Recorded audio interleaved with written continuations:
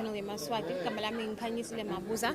Lapha ngikhona khona kuse George Hotel kaManzini. Lapho kunemsebenzi lomkhulu wekubungula lusuku lo World AIDS Day. Lusuku lolu ke luyaye kulugujwe emhlaba wonke njalo mhla lulunye enyangeni yeNgongoni. Namhla ke 1 December sibhekile ukuthi lapha sikude bonake baholi bahulumende kude ugubha lona ke losuku lolukhulu kangaka. Kanti ke umsebenzi usengakacali kofazi utawucala ukuthi madvodane nebambu sibaveleke bakhona. Before kucala ke sidake sithi kuvusela labo labakhona sive nje ukuthi bona ingabe lo msebenzi bawukhanza umcuka kangakanani nekuthi bumcuka bawo bawuthatha kusawucala ngalo ke lisompho sivusele kuye umfundisi lapha siyavusela ninjani mama? Siyaphela sivusele nizathothi vusela sive sonke semaswati. Siyabonga. Ingabe nje lo msebenzi wanamuhla nikhanza umcuka kangakanani njengelibandla? Umcuka kakhulu umsebenzi wanamuhla thathe wethu si celebrate a milestone le achieve live ekulo 95 njengelibandla imaKristu sikhulu kabisandla lesisifakile ekutheni abantu basekeleke ekutheni abantu kususwe indlela yabo double stigma nekuthi ke vele siyabathandazela abantu sibanike lithemba lekuphila. So sijabula kakhulu namuhla ukuthi live selithethe ama strides ngiyabonakala ukuthi siyembili sikhuthatha kana bobazalwane bafundisi ukuthi baqhubeke balwe nomoya we stigma ukuthi kungabe labo labonakala ukuthi seba positive solo bantu futhi nyalo kunendlela ukuthi baphila even ngcono ngeke nje umbone noma positive noma unjani. So singacwayani njengesive kodwa sisekelane ngoba sibheke phambili sonke ku 2022. Naku lapha mfundisi kufike ngumkhuhlane weCovid-19 siyade ukuthi mhlawumbe ufike wathi kabetalo kuningi kanye neattention kuyo ligciwane leHIV lelibanga iAIDS. Ingabe ngathi nje emavi kulo libandla ukuthi bamfa bachubeke bakhuthale kunatha amaphilisi nekuhlola simo sabo sengane. Sijabula kakhulu nje lesiqubulo sana sithi letindzaba teHIV tisaqhubeka nangalesikhathi sale COVID. iCovid nayo iqhamuke ngelayo igalelo senta ukuthi bani sokungakhohlwa ukuthi zongathola sebakhohlwa nalamaphilisi. Sithi ke abaqhubeke bona banathe amaphilisi abo latoba sita ukuthi lamasotsha abe setulu alwe nalendzaba yeCovid ukuze bangathola ngilo mkhuhlane nekuthi asiqhubeke sihloniphe tonke letimvu letibekwe betempilo ukuthi singendi nje sikhweshelane sigeze tandla sikwati ukuthi sibe ne social distancing siyalinqoba nalegciwane leCovid. Siyabonga kakhulu. Sibonga kakhulu ke ngiye iconference of churches leyo kanti ke siyabona lapha sekuyanyakada selivele likhona liphini landfuna nkulu imphungathemba inhlanganiso masuku elideke kudongenela wona lo msebenzi bekugubha nayi World AIDS Day lapha ke eGeorge Hotel. Sitake sithi nje kuchubeka nekucocisana nalabo ke labakhona endlini kuva nje mhlawumbe nabo imivo yabo kunanga umkhuhlane. Siyamva umfundisi yakhuthata ukuthi bazalwane abachubeke bayikhuthalele indzaba yokulwa nenkwanza kweligciwane leHIV lelibanga umbulalave iAIDS. Siyavusela Nkosi njani? Ngiyaphila dzadzewethu njani? Siyaphila nathi. Lapha ke sikhuluma nje nebabukeli nganalo lusuku lolumcoka lolukhulu namhla. Mhlambe nje emavilo ongawasho esiveni igcizelela ngabo lobumcoka bekugujwa kwalosuku leWorld AIDS Day even eMaswati. Kusho nje esiveni sonke ukuthi lilanga leli bonkosi lesikhumbulako ukuthi iHIV neAIDS solo ikhona bakhona labaphila nayo kodwa nakhona kunjalo asendeni konke lokusemandleni ethu ukuthi bangabe khona labathola iAIDS kwekuqala labo labanayo abanathe amaphilisi njengaloku batshelwe njengaloku sisho siqubulo salamuhla sithi sibambene sikanye sidayincoba iHIV. Kunama banners ke la ngaphandle labhaliwe ukuthi khetha munye unciphise ematfuba ekwanzisa ligciwane mhlambe kulitfola mhlambe nje ugcizelela kuhamba kulawo magama. Injalo dzadzewethu kubonakele ukuthi lesikhathi kunenqumbi yabantu loya nabo ecansini maningi emathuba ekuyihambisa iHIV banalo namunye nje uthi unaye uphindze wethembeke kuye sidayincoba iHIV. uyasho ke make lapha ukuthi kanye kanye sidayincoba i-HIV uma sisebenza ngekubambisana kanti ke lapha solo sikhona at the George Hotel umsebenzi wethu uqala nje ke kuze mathutane siyachubeka ke nathi inkulumo tethu lapho siva khona tivakashi letikhona namuhla kusingabe tona muphi umlayeto lethu esiphathele wona kuhambiseni lona livangeli lekulwana HIV siyavusela ngosinjani siyavusela njani sisi siyaphila mhlambe nje kutetfula eziveni ngafishane singaxoxisana mina ngumfundisi Bheki inhlanhla wakadlamini Sibongo ngisuka eMalkensing under Church Forum on HIV and AIDS. Yebo ke Nkosi lapha mhlawumbe ungasichazela nje kabandi ke bomcoka lweni bukhanzako nilibandla kulolusuku lwanamuhla nezindzabeni tekulwa ne-HIV. Libandla kulesuku lalamuhla endzabeni tekulwa ne-HIV singilo ukuthi silibandla we are supporting the initiatives ekulwa ne-HIV and AIDS. We know ukuthi kulamalanga la kune pandemic ye COVID-19 but sithi asingayikhohlwa i-HIV because it is still there and nayikhona silibandla sithi umuntu uyatesta siyabonga lokho ukuthi futhi i-testing nyalo sethi you test and start bakhanza unalo ligciwane then you start taking amaphilisi akho i-art yakho sithi silibandla asidle kahle angeke thina sibafundise emasolweni sithi ngithi lesitothi saluyekele amaphilisi but thina sofese sikuthandazele sithi lona lokutshele ukuthi dlana iliphilisi yotshelwa ngudokotela usaluluyekele. That is what we are saying as a church.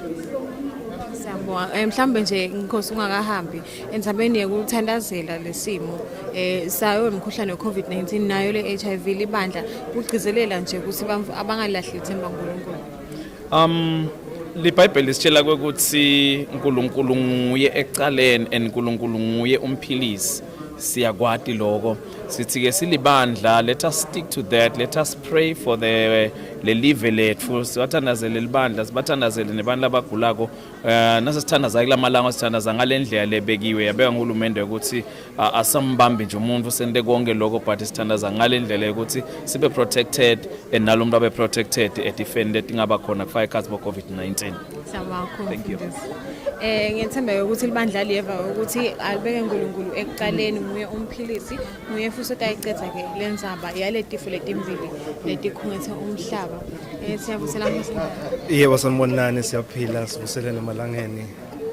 Mhlawumbe nje kutetfula eziveni singaxoxisana kabandi namuhla. Ligama lami ngumdokotela Bheki Lukhele ngingumqondisi eBaylor College of Medicine Children's Foundation eMbabane. Singakafiki ku-World AIDS Day kuchaza nje kabandi ngeBaylor College ukuthi nenda ini ngoba siyathi sisebenza donate indzaba kulwa ne-HIV. Yes liqiniso siyinhlangano ikakhulu lebukele indzaba te-HIV kubantwana nalabo laba exposed ku-HIV ne-TB.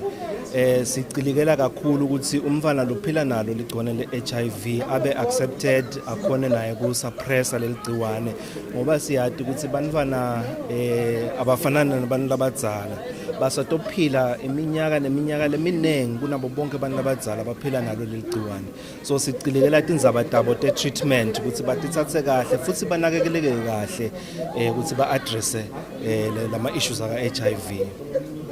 Naku-ke namuhla i-World AIDS Day ingabe bona kukhuluma nabo ngoba bakhona vele labatalwa nalo noma mhlawumbe lesebavele banalo bamfana ukuthi uhambise umlayeto wabo ngomcoka balosuku lwanamuhla. No siyabonga kakhulu lokukhulu nje lengithanda kukwendlulisa mina ngokubonga nekucela kubo bantwana labaphila nalo leligciwane le-HIV ukuthi uhulumende wethu wakangwane usendele ema-services lamanengi lafa ikhathi latholakala eBaylor ukuthi bantwana bakhona kuba nayo i-treatment lesecophelweni elisedulu ukuthi ba-address yona i-HIV kubantwana so kucela nje kubantwana ukuthi abangagive up abachubeke batimisele nathi siyinhlangano siyachubeka neku-addressa onke ama-issues abo labawafesako e-treatment ngayo HIV nekubonga ke tinhlanganweni tonke letikhona naletenta i-difference la ekulweni ne-HIV especially kubantwana esikhatsini lesiningi uye utfole ukuthi bantwana abekho in the forefront yekulwa nayo legciwane ngoba thina lesikhonako lokubakhulumela esibadzala so kumcoka lokuthi ke vele nehlangano tonke leti address ama issues abantwana ngiba encourage nabo ukuthi bachubeke impela bawa address ama issues abantwana kuze ukuthi sitoyinqoba le HIV kubo labantwana nyalo ke sibona nabo COVID sibona nani vele lo simo sokuthi sichubeke silwe siyas encourage bonke bantwana evele Sawubona Lukhele. UDr Lukhele ke lona ubuya eBaylor College. iBaylor siyadinga ukuthi ngisona ke noma ke ngiyona ndzawo lebuke tindzaba tebamfana labaphila negciwane le-HIV.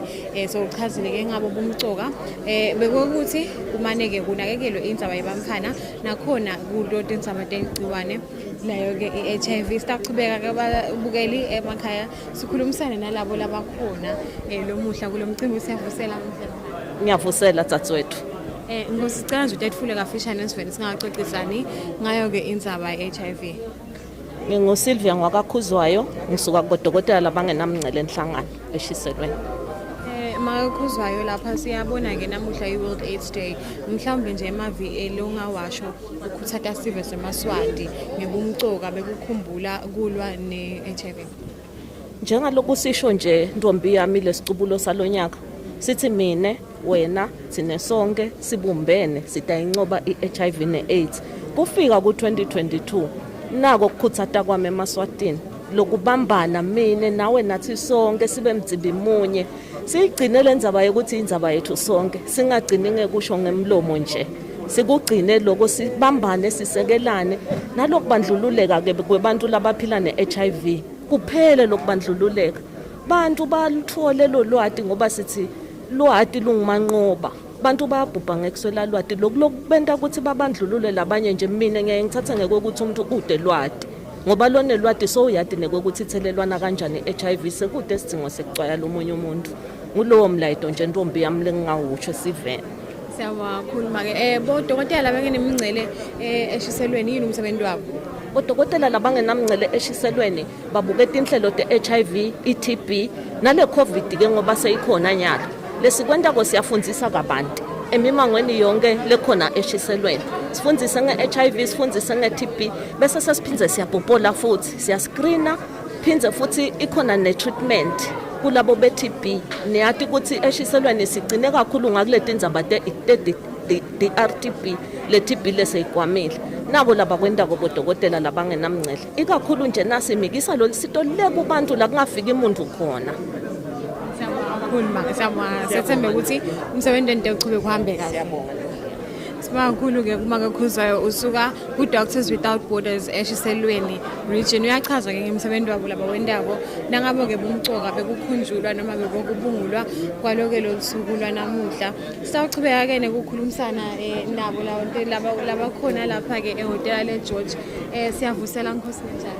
Siyabusela Nkosi lami ninjani Hlubu lomuhle? Siyaphila mlangeni ngicela utetfule esiveni singaxoxisani ngelanga namuhla ngingimake Jabulile Malaza. Yebo Nkosi lami as an individual siyajabulela lo suku lokucommemorate nokucelebrate i-World AIDS Day lelisifundzisile ukuthi silive sende kahle ngekubumbana sitawuncoba njengoba itheme yethu isho namhlanje sibonga nalokuthi live lethu as enshrined even to ngema principles ethu ayahlonipha ukuthi HIV kumele sincobe nga-2022 and silive we've achieved so much even well beyond 2022 because globally simrichile na 95 siyakubonga konke lokho ngoba kuyakhombisa ukuthi silive sibambisene legislative, executive, judiciary nemithetho leshayako lethinzana ne-HIV and AIDS siyayihlonipha to adhere to universal health coverage irrespective ukuthi sibena naye sehlakalo se-COVID but sibonile live lishukuma lenta shoko ukuthi sive asithinzeki ngema-service provisions aka-HIV and AIDS kungako simela sikhona khona siyalibonga nje ngwenyama siyabonga baka-nature siyabonga wonke umuntu lothinzana nebo-direct ema-officials lasebente kangaka netishayamthetho kuze ukuthi sincobe kangaka silive siyabonga Nkosi lamini. Malaza loyo naye-ke uyasho ukuthi as an individual ubonga kakhulu kuhulumende nemitamo netaba letendiwe ngilolive leMaswati ekulweni nekwenza kwemkhuhlane we-COVID-19.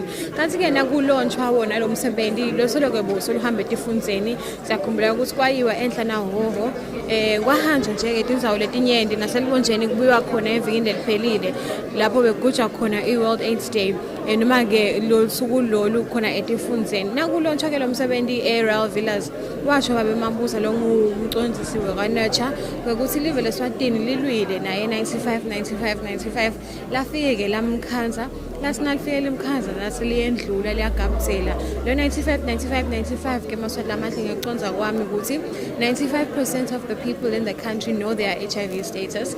95% of laba angathi ke yebo labo laba testile laba yatiko HIV status yabo bayanatha emaphilisi religiously phindze futhi kube nalo munye 95 mina ngathi ngiyaphambatisa ngaphathi neke sesiku 96 97 98 ezilive leMaswati kulokuyimvo ke lengamangalisi phela kwatisa ukuthi vele sisebenza ngekukhandla kuze ukuthi sifike lapho eminyakeni wa 2022 sekude ema-new HIV infections. Sesi lapha ke lapha yena lona liphindla nkulu likhona selivele lifikile nabo ke abantu abadzala labafaka ekhathi loyo longumphathi wesifunda sakaManzini bakhona lapha emagcekeni soloke bayachubeka basabuka leminye ke imisebenzi lekhona lengaphandle ngepha ke angisiwanza kakhulu maswati lamahle lesikhathi sanyalo sitake sikuthatha likhefu sibuyisele intsambo enkoyoyo sitawubuya umsebenzi masovele ke sokuqala siyabukela.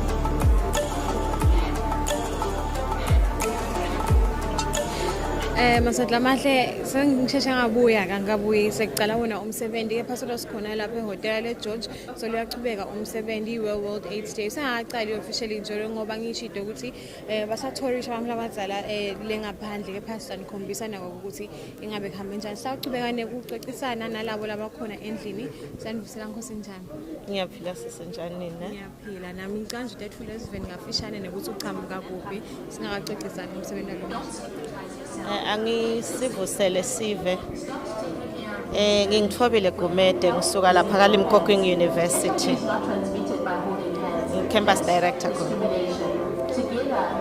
mhlambe nje usincese bese ngiphathanyiswa ngumsimbo mhlambe nje usichazele kafishane ngibumconga belanga lanamuhla Lilanga le World AIDS Day ngicabanga ukuthi leli gama nje liyadichaza ukuthi lilanga leli bukwe ngomhlaba wonke ukuthi i-AIDS singabese sesiphelelwa ngomdlandla wekuyibona into lekufanele ukuthi siyisebenze ngekudimisela njengoba kunetinhlangothi letiningi tekudilisha nayo i-HIV and AIDS kufuna ukuthi abantu babe ne-information kufuna ukuthi babe ne-information le-correct kufuna ukuthi ba-understand ukuthi nasebanayo le information kufuna bese ba-responda njani kuze baphephe njengoba kunetinto letiningi bese siyasiphazamisa ukukhanza ukuthi i-focus seyasuka njengale COVID-19 nje ungakhanza ukuthi sonke sesibuke i-COVID-19 kanzi i-HIV and AIDS itawube seyona seyithatha emandla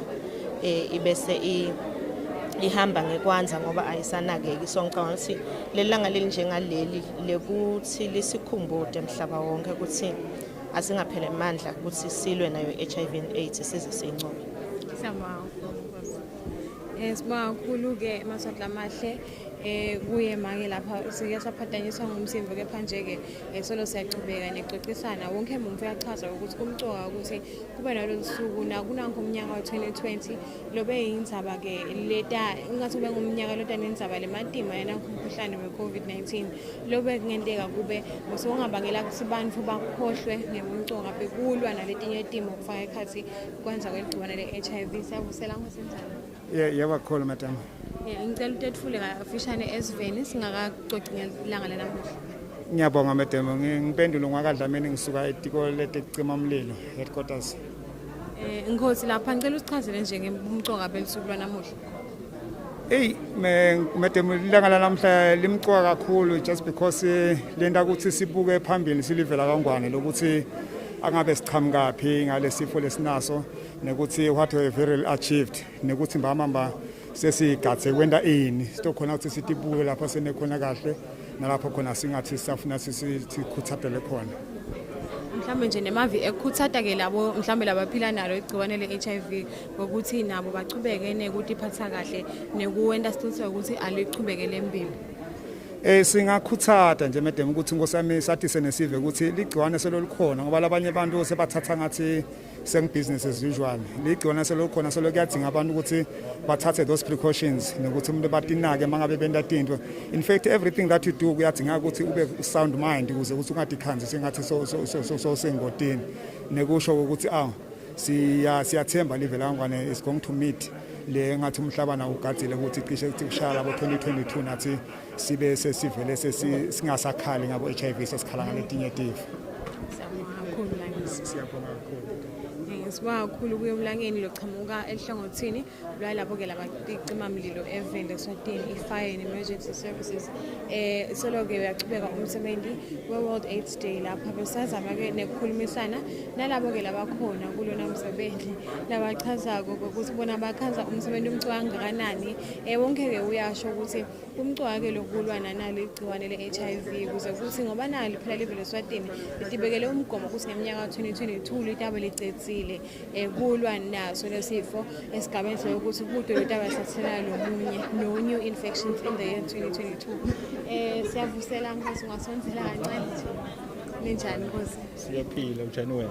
Siyaphila sisi live kumsakazo we-channel Yemaswati mhlambe nje kude etfula kafishane esiveni singakacocisani kabandi ngomsebenzi wanamuhla. Umsebenzi wanamuhla utetfule kucala Nkosi bese sisiya. Okay, bala nginomsini. Siyabonga ligama lami ngicolani wamagongo ngicamka enhlanganweni ya Church Forum on HIV and AIDS. Yes, ngingatethula kanjalo. Okay, engabe yini nje umsebenzi wenu lapha ka Church Forum? Ka Church Forum sina umsebenzi wethu ukukhuthata emabandla ukuthi uma kuliwa ne-HIV ne-AIDS nabo bafake isandla.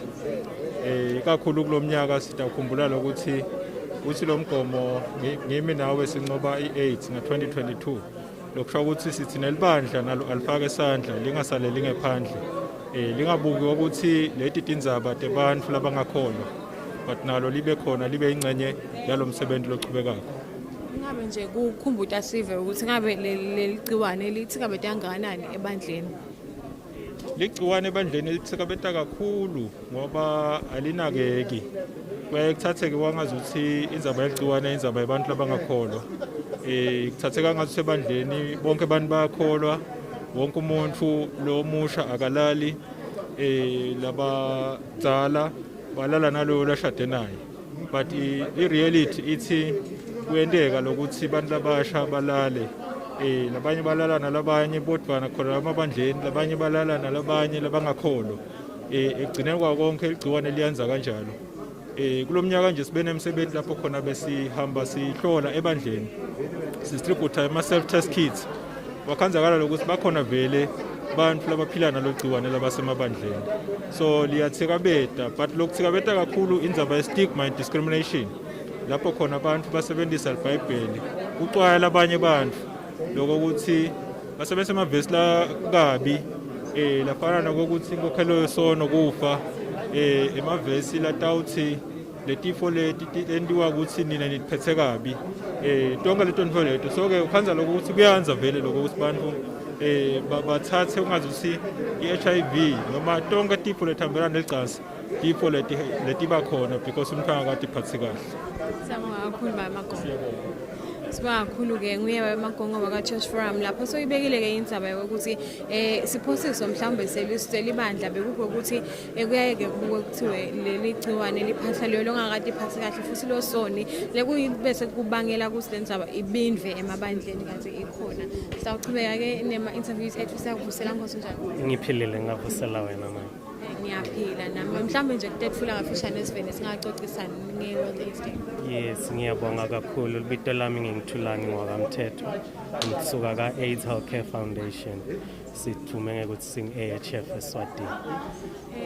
Nyambose lapho mhlawumbe sicale ngikukhuluma ngebumcoka balolu suku lwanamuhla. Yes, lolu suku lolu lumcoka kakhulu lingasimcoka kithi as an organization kuphela kepha nje eveni namhlaba wonke jikelele siyabonga nje kakhulu ukuthi uhulumende wakangwane abambisene nama-partners abone kufanele ukuthi angahlanganisa abantu ngalolu hlobo kutawukhumbula labo labasishiya nge-AIDS nekuhlonipha lamachawe laphila nalo ligciwane le-HIV. Nayi-ke indzaba ye-stigma lapha umthetho ingabe nje ungasichazela kabanti ukuthi nanibuka sisekhona yini nekuthi uma ngabe sisekhona towards bantu labanaleli gciwane singacedva kanjani nekuthatha nje sive semaswati ekutheni kumane kuphele lokuxwayana ngalesifo. Yes, thina nje sinemitholampilo lokufaka ekhathi umtholampilo lamvelase clinic lapho khona bantu bathola khona amaphilisi. Siyakhulumisana kakhulu nabantu labaphila negciwane le-HIV siphinde siye emimangweni so uma uthatha kubuka sisekhona istigma even lethu but nje singakhuthata even sicele sive semaswati ukuthi awube kunene sesithe isikhathi i-HIV ikhona even kangwane sesifikile isikhathi lapho khona ukuthi ngabantu sale batayela ukuthi kude lokurong nekuphila ne-HIV asingacwayanga kuze ukuthi abantu batawukhona kuchubeka bathathe kahle i-treatment yabo badle kahle amaphilisi bangesabi ukuthi awumakhelwane utasungibuka njani nekukhuthata ke ukuthi masunalo leligciwane hlala nalo ligciwane lakho ungalitheleli omunye umuntu mawusede yenda siqiniseke ukuthi awutholi usebenzise leto tindlela ekuvikela i-HIV letibekiwe litiko letempilo. Siyabonga kakhulu Mthethwa mhlawumbe nje kwekugcina ngoba usowukhona la usichazele kabanti ukuthi yini umsebenzi we-AHF even emaswati. AIDS Healthcare Foundation ubuke kuvikeleka kwe-HIV lokufaka ekhathi ku-distribute ama-condom kufundzisa kabanti ngokuvikela HIV siphinzeke sinikete i-treatment care and treatment sinemitholampilo lesithupha kusukela eSpiki eMbabane enhlangano la kaManzini nakuMathapha kanye nakalavumisi sinema clients ke incumbi lathola emaphilisi khona ka-AHF singagcini lapho siphinze sente imisebenzi yekumaketha sikhutsate abantu ukuthi batiphathe kahle siphinze sisende naletinye tinhlelo taka health lokufaka ekhathi bo family planning lokufaka ekhathi tekuvikeleka tebulili lokufaka ekhatsi nabo TB lokufaka ekhatsi ne sexual and reproductive health.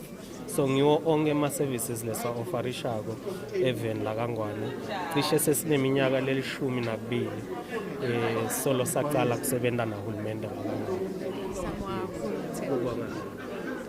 Siyabonga kakhulu ke kuye babemthetho lapha uphuma ka-AHF evele Yemaswati uyachaza kabanti ngawo ke umsebenzi labawendako. Solo sikhona ke eMaswati lamahle sichamuka bukhoma eGeorge Hotel lapho ke kunemsebenzi lomkhulu bekugujwa kwelusuku lwe-World AIDS Day. Ngiyathemba ukuthi nivile ke eMaswati lamahle ngekumcoka bekulwa nayo i-HIV nakusuke isikhathi semkhuhlane we-COVID-19 lekusuke isikhathi ngazi ukuthi ke sithikabetele kunyendi eveni kepha nayo izaba ye-HIV so liyakhulunywa senginamahlelo sangweni wakanocha siyavusela ngwane njani siyaphila khanye njani nini siyaphila nathi siyabona namuhla ke umsebenzi lomkhulu lowendiwa ngeni nezihlangano mhlambe nje ukutshela sive kabanti ngebumcoka nekuthi niletha bobandla nawo sisikhulumisene nabo incumbi bachamuka from different organizations mhlambe nekuthi nibuke kanjani nje nami-invite laba. Siyabonga kakhulu khanye kusho ukuthi siyinhlangano yakaNature lomuhla njengoba seniveleni sethulele kamnanzi kulolu hlelo ukuthi sikuba lusuku lolukhulu lusuku lwe-AIDS emhlabeni wonke jikelele ngaphasi kwesicubulo ke lesithi sibumbene kutaba ngimi nawe sinqobe i-AIDS ngeminyaka wa-2022 cishe kakhulu nje singuNature nguloko lesikusebenzako ikakhulu imilayeto yethu ihambelana naloko ukuthi sisesigabeni sekugcina ngoba nakwathi 2022 sovele uthute kakhulu lokusho ukuthi isigaba sethu sesifisha kakhulu lekufanele ukuthi nyalo ke sifake emandlana kakhulu kwenta siqiniseke ukuthi ligciwane liyaphela eveni la Kangwane.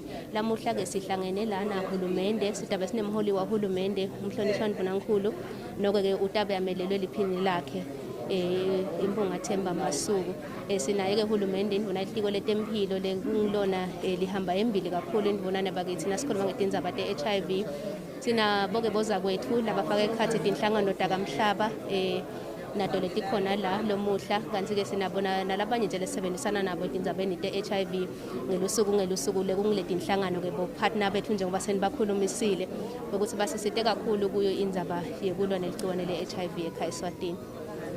Lapha ngike ngabeka indzaba ya-95 kanti ke ku-launch yalosuku lolu iNature yaveta ukuthi sesifike sagabuzela ingabe live selime kuphi naleyo mhlawumbe khanye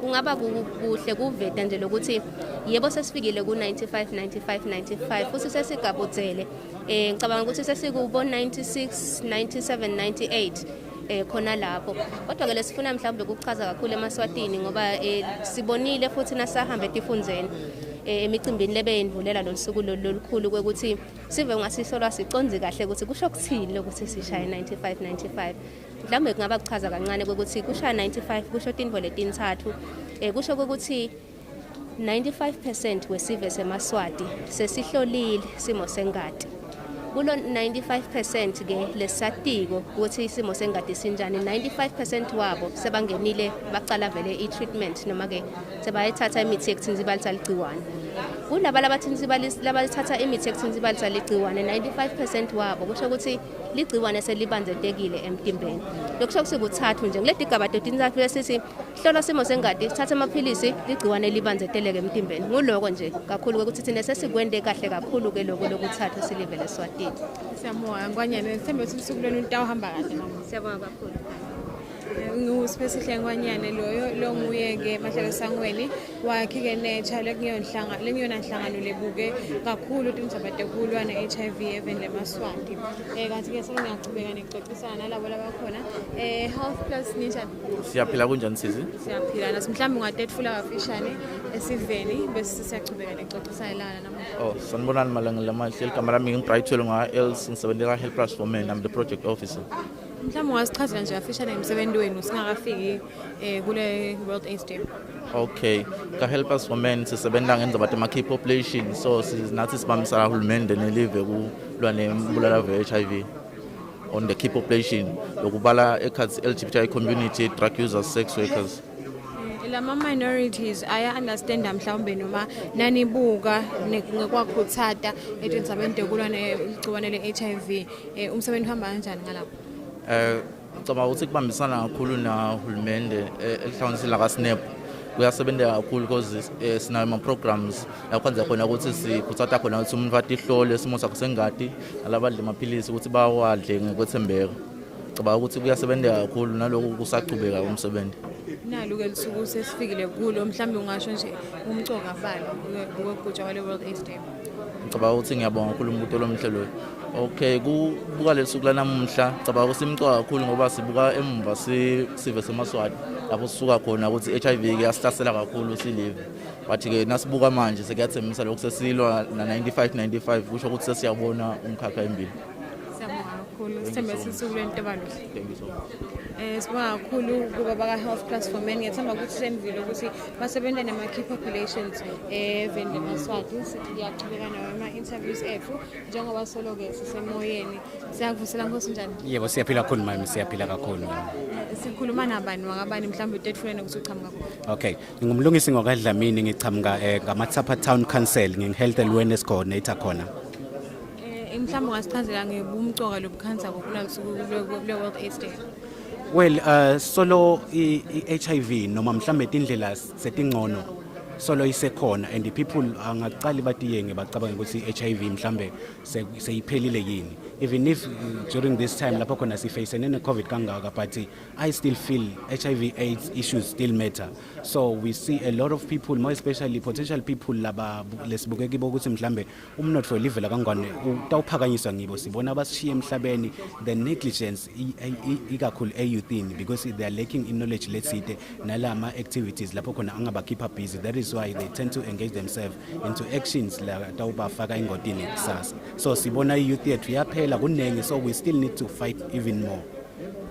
Siyati-ke ukuthi Mathapha Town Council responsible for i-population lenyenti ngalapha ku-production yelive kwathi sothi ni-industrial town. Ingabe mhlawumbe kukuthatha sive sakumathapha ekuthenini mane sizame kulwa nanaligciwane le-HIV ngathini masipala? Okay, well, loku ma-challenges ikakhulu lamaningi leswafacile kumathapha.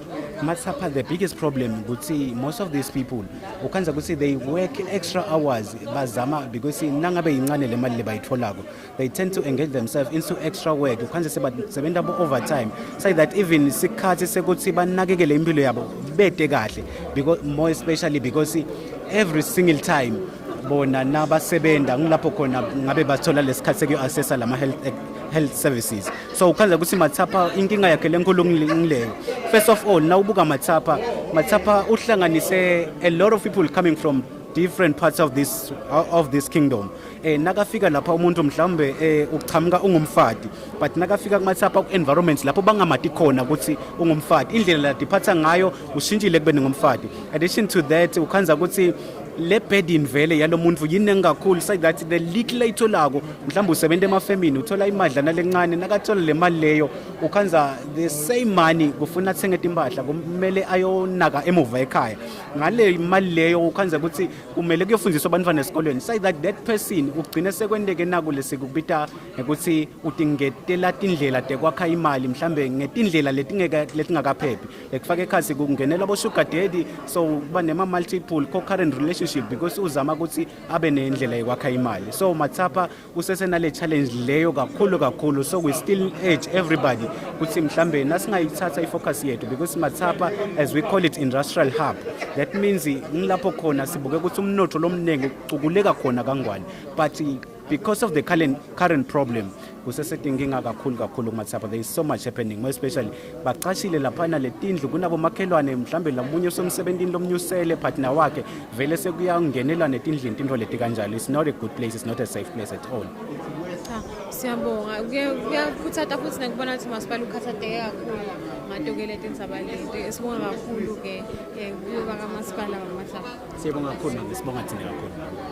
Siyabonga kakhulu ngethemba ukuthi sivele sihlala kumathapha sesivile umyalo uchamuka kuye-ke umnakefu lapho lochamuka emahhovisini amasipala bakhona kule dolobha lakumathapha futhi letimbo latichazako titimbo-ke leti-practical esitibonako nathi ukuthi tingenteka lapha kumathapha futhi kube nanati tinkinga lasatibalile futhi ukubaleke in detail ngethemba ukuthi nakuletinye tindzawo batawugwema ukuthi bagcine-ke sebangene mhlawumbe ephaceni leli njengaleli kona timo labangadibiteli tona bantfu kepha-ke kugcina sekukhona ninjani Nkosi? Siphilile mhlawumbe.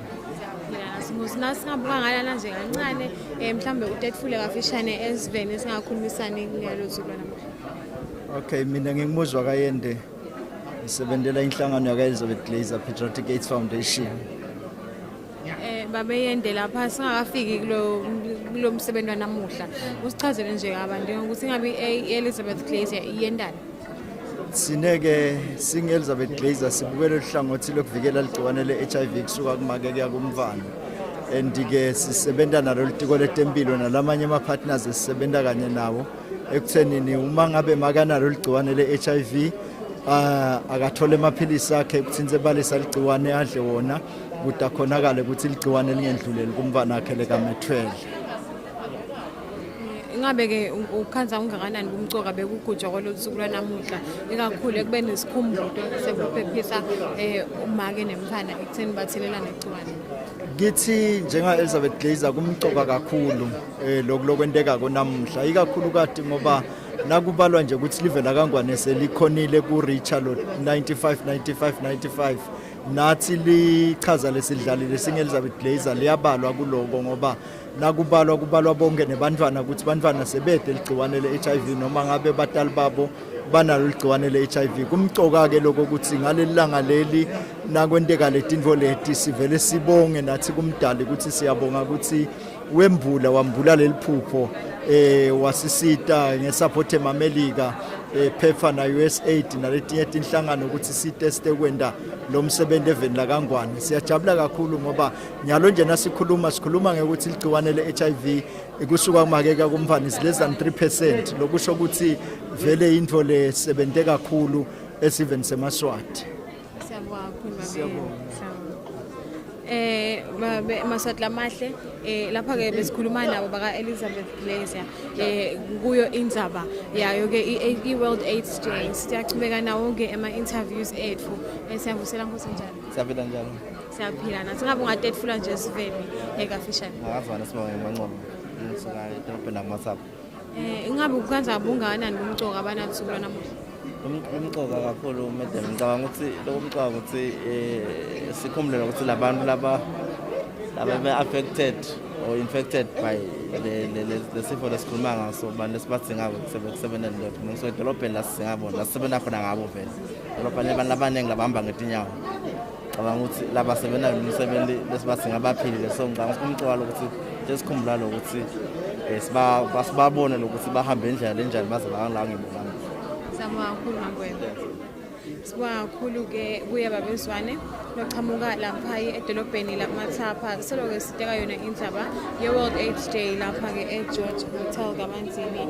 Sesibonile-ke sakhulumisana nabantfu-ke labanyenti kakhulu lesabachazile nathi-ke sesigadile ukuthi umsebenzi utawucala kuze bafutane Maswati lamahle basangifunela bona-ke bantu besitawuchubeka nekukhulumisana nabo la kuyo la World AIDS Day but nje-ke sesivile ukuthi inhlangano tinyenti sesikhulumisene nalabaningi and cishe tonkhana leti lapha one way or the other bayisebenta indzaba yokulwa ne-HIV indzaba yokunciphisa ligciwane lapha-ke even leMaswati banyenti kakhulu sikhulumisene baka-FIRE baka-Doctors Without Borders baka-AHF Health Plus for Men sakhulumisana nabomasipala Church Forum Conference of Churches banyenti nje vele uyabona ukuthi indzaba lesetshenzwa bamfukela abanyenti even leMaswati tinhlangano tiningi tonke tisebenza ngekubambisana ekulweni nekwanza kwalo-ke leli gciwane le-HIV lekuyimfungela emcoka amaswati lamahle ekuthenini kube nayo ngathi kusetshenzwe ngekubambisana njengoba le theme isho ukuthi uma sibambisene sidayincoba i-HIV ngeminyaka wa 2022 Maswati lamahle okunangumnakefu lapha usozela kusisite kukhulumisana niyamati ke lona Mr B. Sivusele khansile sibonga njena lisuku lelihle kutogubha lisuku le-AIDS mhlaba wonke sihlangene tinsatheli siyabona nabantu labadzala lana kuhle nje impela sithembe ukuthi nibabukele ekhaya batawulandzela wonke umsebenzi. Ingabe umkhandla mnganani bumcoka bekwenta lemisebenzi efana nale? Kumcoka kakhulu khansile ngoba nje thina nje siyitinsatheli kungumsebenzi wethu ukuthi abantu badi kona sitawusuka sicabanga ukuthi indzaba ye-AIDS seyincotshiwe noma seyinesikhathi lesidze abantu sebatayele kanti kahle into lekufuneka njalo ikhumbuteke kungayikwejwayela but abantu bahlale bathi nje ukuthi kumele bente kanjani batiphathe kanjani baphindze baphile kanjani noma sebabonile ukuthi banalo igciwane. Siyabonga sithembe ukuthi nawe udawuhamba la magabeni akho noma kanjani siyabonga. Sibonga kakhulu nguyeke lona Mr B sitamkhumbula ukuthi bekakhona lapha emsakadweni wethu Yemaswati lapha ke umsebenzi kubuka kashe ngathi uyaqala angadi ke noma ukuthi awufuna ukuthi ngihambise inthambo tami ngitibisele ebhasini yini kuze ukuthi umsebenzi utochubeka uvele ucale angivele ke ngithi ngitfolela ikhefu kafishane eMaswati lamahle ngithemba ukuthi nasibuya lapha kutaba sekuchubeka wona umsebenzi.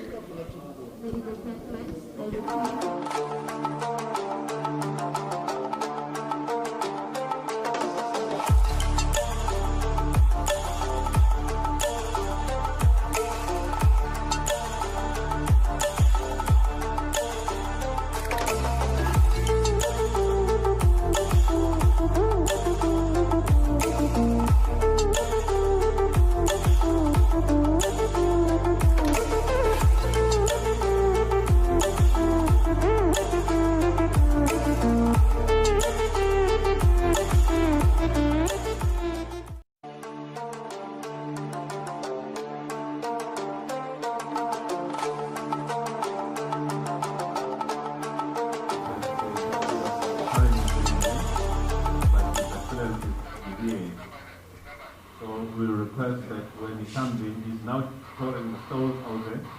So when he comes in, we request that we just give him that respect of standing up, and then he will be sitting on that table. The way this presentation is going to be, remember that we're on the live coverage.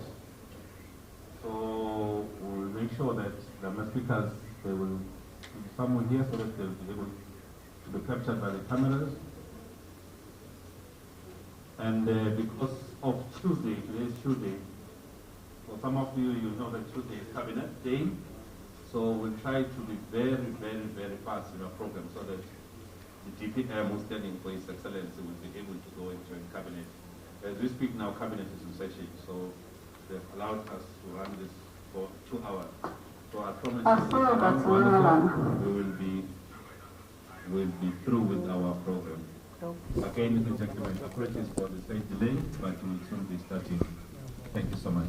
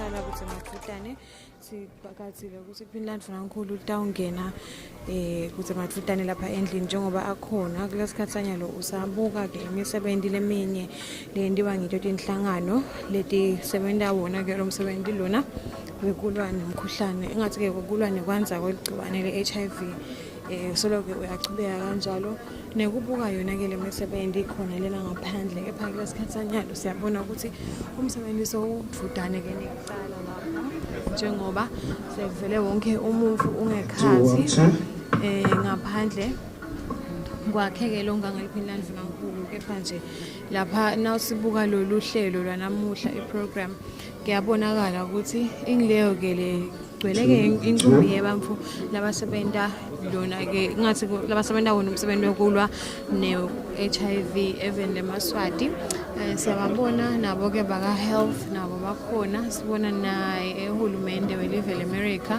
phansi kwehovisi lasibalikhulu nabo ke bakhona bangilabo labetile kulo msebenzi futhi kubheke ukuthi nabo kuba khona ke lokufishana labakushoko ngabo ke lo msebenzi World AIDS Day sikhumbule ukuthi lo msebenzi lona awugujwa la even leMaswati kuphela ugujwa emhlabeni wonke futhi wonke ke umhlaba ukuba namuhla njalo ngeminyaka mhla ka-1 December ngiloko usuku lokukhumbula nekukhuluma ngato ke tindzaba tayo i-AIDS noma ke i-HIV masohlamahle itheme yalo mnyaka lona ithi mina nawe sibambene sida incoba i-HIV nga-2022 lapha mangibuka ke le program lekhona kukhona umfana Nkosi iChief Gija nayo takhuluma bese sekuba nebaka PHA labaphuma etifundzeni kunahoho kunelibombo kuneshiselweni bese sekuyachubeka futhi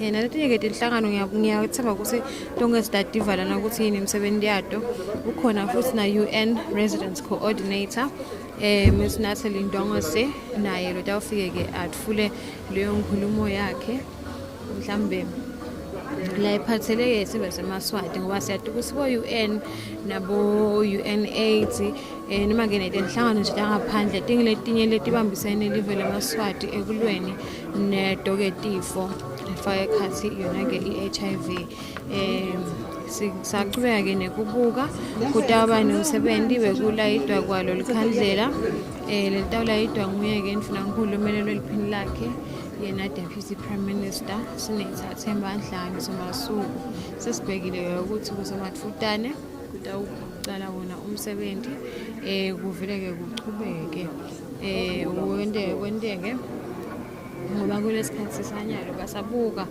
khona le ngemuva kwalana ke Pakistan khombisana lapho itho yakhona bathulisha imisebenzi leyendiwa itinhlangano letihlukahlukene even leMaswati letibuke kulwa nekuwanza kwazo lokho leligciwane leHIV soloke siyanikhombisa bona bamfula bakhona lapha ehotela leGeorge ukuthi ingabe bobani nekuthi basiphatheleni inqumbi yabo ke sibakhulumisile nivile masohlamahle ngithemba futhi nokuthi nisabona baningela bemabandla lapha ibandla lekukholwa sivile nathi bo Church Forum nalabanye nje lesingakhulumisana nabo lesinelethemba lokuthi nabo bachamuka khona kuma organizations lahambisana nemabandla adokete enkholo labanye ke laba sechithisa ngito tinsatheli temisakato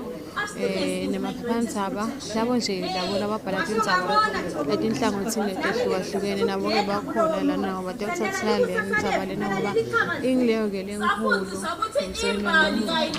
kudala umfana yebo mkhani wami nekuthi imali kayidala kudala umfana siyabona futhi ke vele nemabutho akhona lana ngoba nelithango silikhulumisile sabona ukuthi vele nabo baphuma ngetinkhani ukukhulumisa indzaba yekulwa nekwanza kwayo iHIV masahlamahle siyababona nabo bakhona futhi bayakhuthaza. Siboneke nabo betikhulu bemiphakathi lengaphansi kwakhe emanzini lana wabeshifu bakhona labanye babo betile ukuthi ongenela wona lo msebenzi ngoba vele konke lapha ke eveni Yemaswati ucela esigabeni sakhona emangweni emakhaya emiphakathini kanye-ke nasezindzaweni leti ehlukahlukene kuthi kusuka lapho kubese-ke kuba ngikhona kwenyukela etinkhundleni makusuka enkhundleni kuya etifundzeni selive lonke lelo kusho ukuthi wonke umuntu unayo indlela yokuba involved etintweni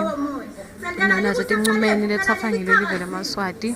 Ngiyethemba ukuthi naloko kuyakhuthaza-ke kuweMaswati ukuthi cishe wonke unalo leli thuba lokuthi angathatha-ke tinqumo indlela thizeni ngoba wonke uvumelekile ukuthi angangena khona endlunkulu ayokhuluma lo-ke la ngafisa kokusho akhulumisane nalabo mhlawumbe ladzinga ukukhulumisana nabo.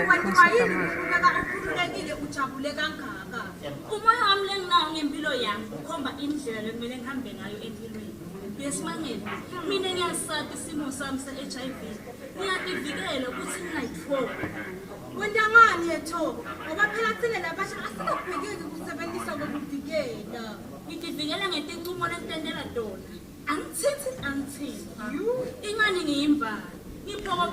Kanti-ke lokunye lesitakunaka lapha masabuka bona bamvula bala kunamsebenzi kubona nje ukuthi wonke uyadlala ichaza lakhe ekulweni nekwanza umkhuhlane we-COVID-19 njengoba bonke bamvula bakhona lapha ngekhasi bafakile tifonyo bagezile tandla labanye-ke batiphathele ama-sanitizer futhi-ke incimbi yabo abekiwe nalapha ematafuleni ukuthi njalo uhle nje ufaka tandla takho utigeza ubulala emagciwane khona etandleni ngoba phela siyakhumbula ukuthi i-prevention lenkulu kakhulu yakhona ka-COVID kwekuthi ufake isifonyo ugcine netandla takho tihlanzekile ungatigeza ngemanti lagijimako nensipho noma-ke ufake yona i-hand sanitizer lena 70% alcohol lekungikona-ke ukuthi awuvele kubulale emagciwane etandleni masinyane. Siyabona-ke lapha vele into le yentekile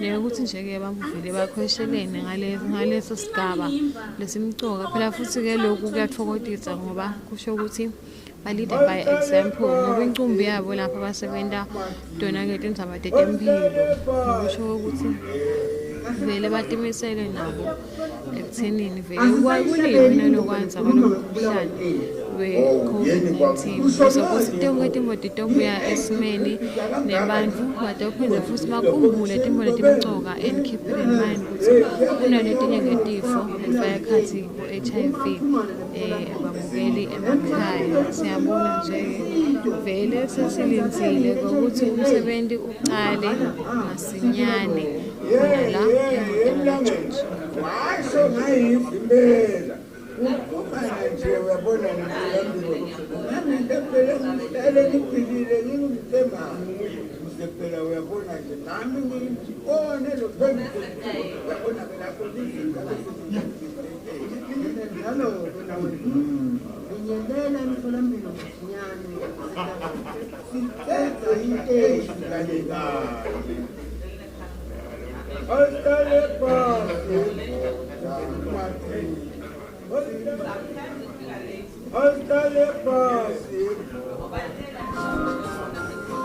Wonke umuntu lapha vele uyabonakala ukuthi utimisele futhi-ke uyabeketela aqhubeka ahlale agadze yena-ke longange-umhlonishwa uphindlandvulankulu ngoba phela kuyomhlweni lona futhi yena DPM ungiyena lomelele umhlonishwa prime minister welive Mandla Dlamini kusho ukuthi nguyena Dawuthi ashiye umlayeto lochamuka khona etafuleni lemhlonishwa sicubulo salomnyaka wa-2020 ku-World AIDS Day sithi Eswatini ending AIDS in solidarity by 2022 a shared responsibility bese ngeSiswati sibumbene ngimi nawe sincoba i-AIDS nga-2022. Leyo-ke i-theme noma ngesicubulo lesikhona eminyakeni wa-2020 ukuthi sebenze ngekubambisana, sebenze ngekubonisana ukuthi kuliwe-ke nekwanza kwawo umkhuhlane ngathi-ke ligciwane le-HIV kuthi kufika umnyaka wa-2022 libe-ke selivele selendlulile libe selingilelo leseliphelile khona-ke eveni lemaswati babukeli emakhaya. Inenkinga kangaka sonke. Ngiyasebenzela indlela yokuvikela ukuthi ungayitholi igciwane uma kusolakala ukuthi ube sengotile ukulithola. Uyayazi nje nawe. Ngisho Lapha-ke emaswati lamahle sesivele sikhulumisana naloyo-ke lo ngumcondzisi wakaNature yena-ke umnumzane Khanyamabuza. Siyavusela mshini. Sivusele sanibonani kaShanel. Manje nanijahana liya lapha mshini. Siyabona namuhla seyivele-ke yenteka i-World AIDS Day. Ngabe ungasichazela nje kafishane ngawo umsebenzi mshini? Sesivele siqalile sibonga nje i-channel Yemaswati ngoba naku nawubuka indlu sevele imnyama sibuka yona le COVID. Abantu labaningi sebangenile sebamukela ka-channel.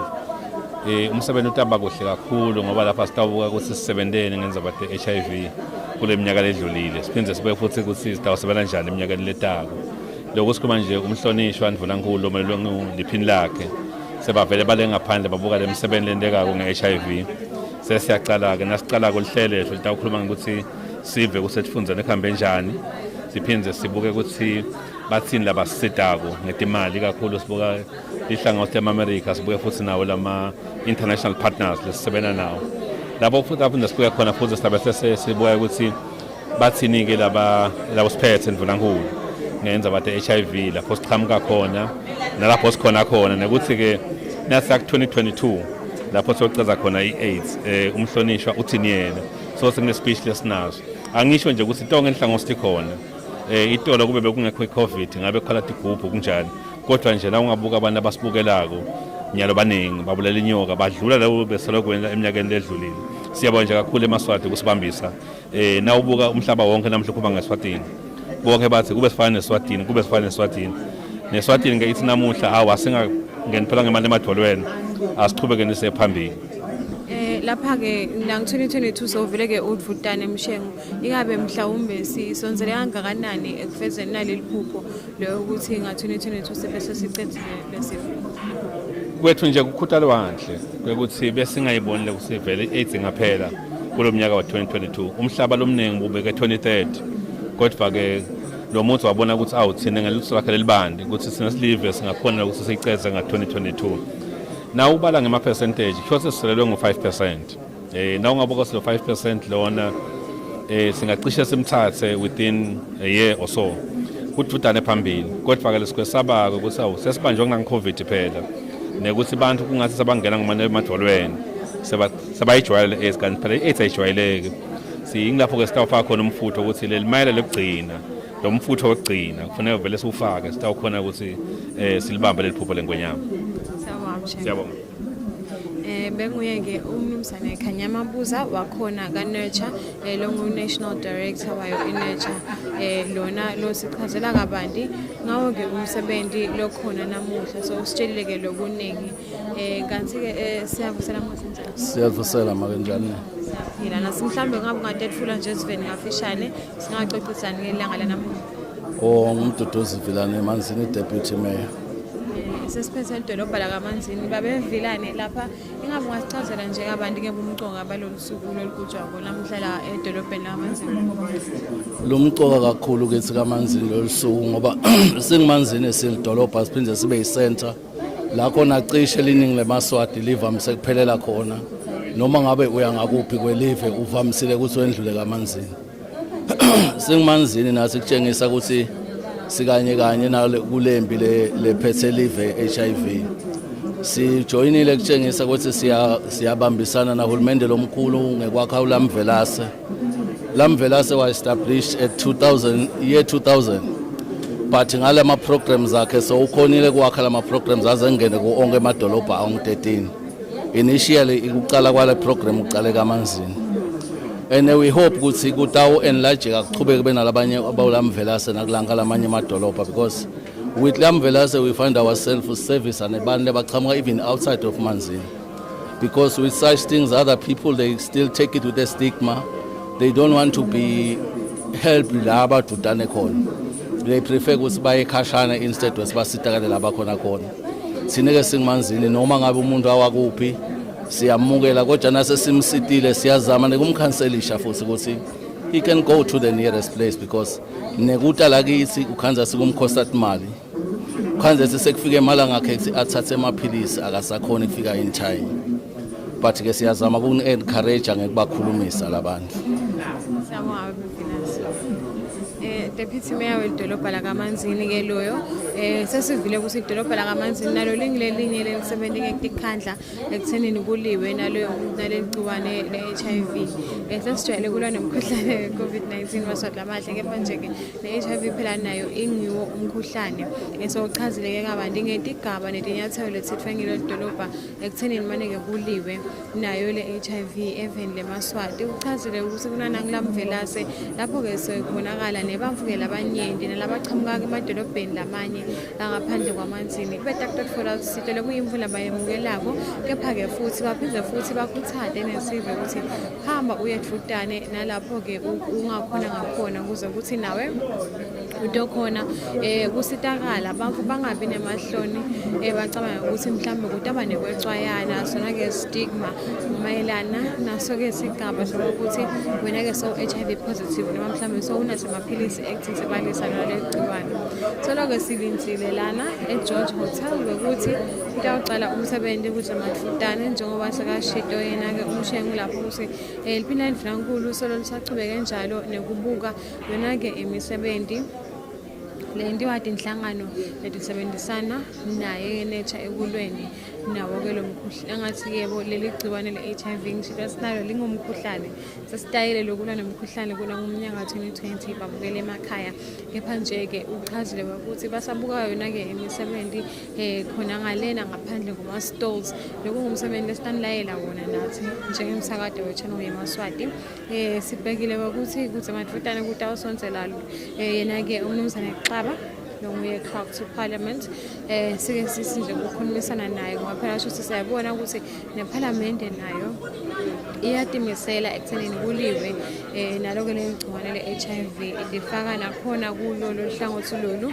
ngoba kumcoka kulwa nalo legciwane leli bengisasho ke ukuthi vele siyabona lapha ekuthenini umkhuhlane ingathi yebo umkhuhlane we-COVID-19 ucashelwe kakhulu siyabona abahle bathela lamatafuleni ama-sanitizer kuze ukuthi labo ke labahlede etulu bangathelelani bangathathi wona-ke umkhuhlane we-COVID-19 lekuyimfo ke lemcuko ukuthi ungathi ubuke kunye bese sowuphunyukelwa ngilokunye eceleni ngoba kutasikhulunyiswa ndzaba ye-HIV uthola ukuthi umfutho ojikane ne-COVID-19 kepha-ke kuyabonakala ukuthi batimisele kakhulu ekuthenini nabo balwe kakhulu nawo ke lawo matfuba mhlambe ekuthelelana lo mkhuhlane siyapho kanjani siyavusela clerk to parliament yes asivusele sonke sive seMaswati lapha ke babeXaba sisefieldini yakho ngingabuka mina nalapho ngabuka ukuthi inkinga sisefieldini yakho singafiki nje kubeni ngiclerk to parliament nekuva nje ukuthi nimkhaza kubunganani umncwaba le World AIDS Day as umfu lophuma khona ehlangothini ku health sector kuva ukuthi ngabe nikhanza kungakanani umcoka ukuthi kube nento esukuleti njalo ngeminyaka nekuthi nje laba abantu baphelele lana nalobo umcoka nje balaba lethiwe kokuqala nje umuntu akabonge ikakhulu ngathi nje lo msebenzi walamuhla usikhumbude noma ngathi imvuselelo ikakhulu kubuka emuva la sichamuka khona silive uma ungakhumbula kahle uma ngabo 1986 maku announce i-first case bongasilivela seSwatini litawuphela kodwa siyabonga kakhulu ukuthi inhlalo eziningi ikakhulu kufaka nature sibonga kakhulu imbube emhlaba ekuthini live layisukumela lenzaba seze sifika namhlanje yena nje i-HIV and AIDS akusesiyo ina death sentence so sive seMaswati siyakhona kuphila lengingasho nje ngathi vele silive kumqoka ukuthi celebrate at the same time futhi singabe sesiya relax sesithi no ngoba naku HIV bukeka ngazi ukuthi sesingcobile kumele sifake umfutho lomkhulu size sifike kule goal ya 2022 ekutheni kube the new infections. Sisiyabona ke nekufaka noma ke ngibandakanya kwayo eParliament mhlambe nekukhuthatha dingathi 70 eParliament ngawo ke lo msebenzi nalobo umconga bekulwa neHIV. Lengakusho njengakwade ukuthi iParliament ibukene nemithetho ikakhulu nemigomo nekuthi ke nje onke eMaswati vele akhethe bahlonishwa bayikhona eParliament. Lengakusho nje njalo sibe nayo lusuku lolondvulela lolu saligubha esiParliament. So lengakusho ukuthi kubheke kakhulu ukuthi bahlonishwa vele kube ngibona bahamba phambili bafake ligalelo lelibonakalako noma kuthi they can live by example.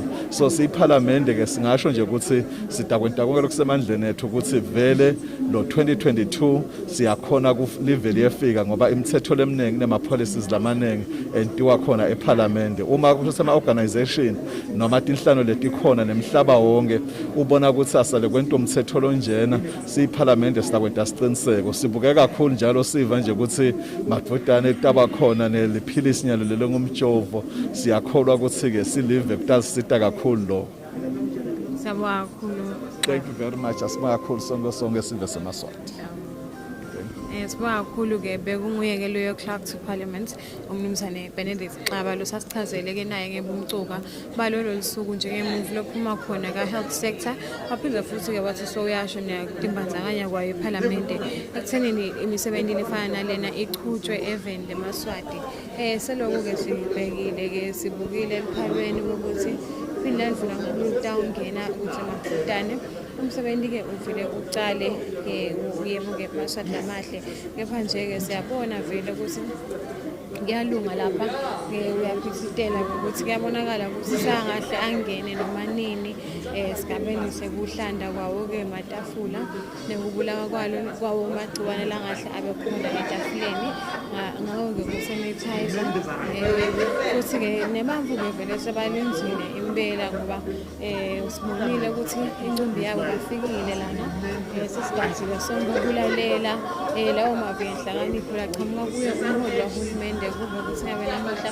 ushiyana umlayelo bonayi nasisicubulo salomnyaka wa 2020 sawoke lo msebenzi wekulwa nekwanza ku-HIV ukuthi sibumbene ngimi nawe sidayinqoba i-AIDS nga-2022 uchazile ke umshengu lapha lokho khona ka-nature ukuthi live senselwe ke sigatshana nje lesincane mhlawumbe lesingama-5% ekuthenini sifike lapha siyicetha khona-ke i-HIV ukuthi futhi wabekisa ukuthi lokho kungenteka mhlawumbe noma ngabe sekungeminyaka munye ngoba akusuke umsebenzi mhlawumbe longathatha mandla lamakhulu ngoba phela sesihambile impela nato-ke letigaba ekulweni nayo-ke le-HIV sesengcile ku-95 bese bamchazile naye ukuthi usho ukuthini ukuthi 95% of the population has tested for HIV 95% of labo labatholakele ukuthi banayo HIV bayenatha-ke imithi yabo religiously kwenza futhi kube na-95% ebonakala ukuthi lamaphilisi bawanatha ngendlela lefanele futhi angilabo-ke bangilabo labasitangela kakhulu kuwo-ke lamaphilisi lawa Maswati lamahle solo sikhona-ke ehhotela le-George sidake sesibone nje ukuthi kunabo bani lapha bahamba nabo bani kuwo-ke lo msebenzi sibuke nje-ke basikhombise amajaha kithi lapha la sithebulelako sibone ukuthi bani kunabani lokudla siseselenzile sibuke kona ukuthi ingabe ilandlu kankulunkulu lingena nini ngoba libhekile ukuthi selingangena noma nini khona-ke emnyango.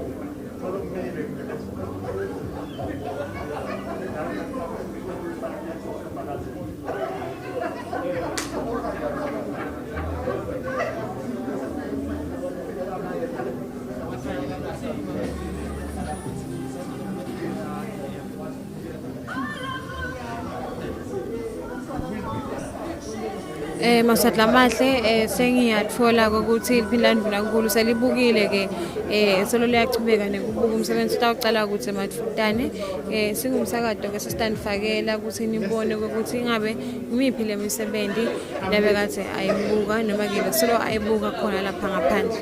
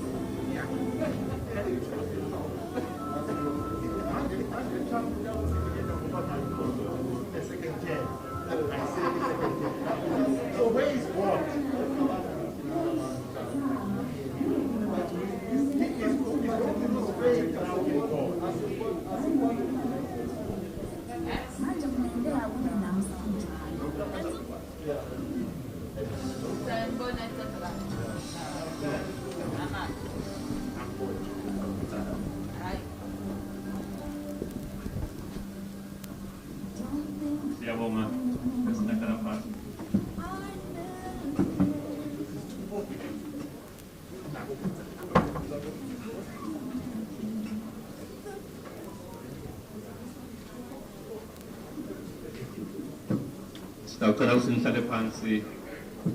Sicela ukuthi nemsindo soloba kancane sesijawuqala umsebenzi. Kulesikhathi sanyalo singakaqhubeki. Ngicela umfundisi Babe Dlamini bheki ethe ngaphambili atazivelela ngimkhuleko. Ngo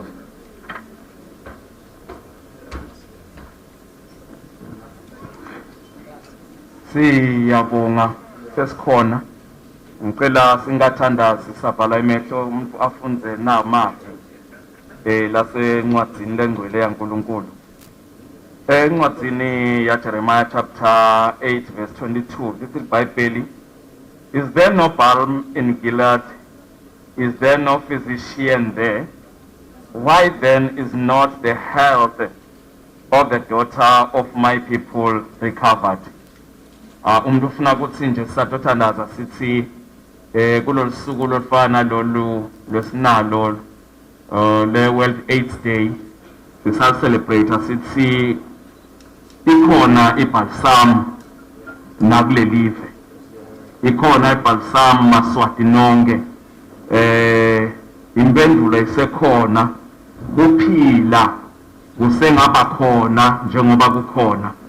Sisathandaza sithi uNkulunkulu asisite njengeMaswati siyathwe ukuthi singelenye live leli 95 fane sifike ku-2022 sente kwenteke njengoba sithandaza nemithandazo yethu iphenduleke. Shall we pray?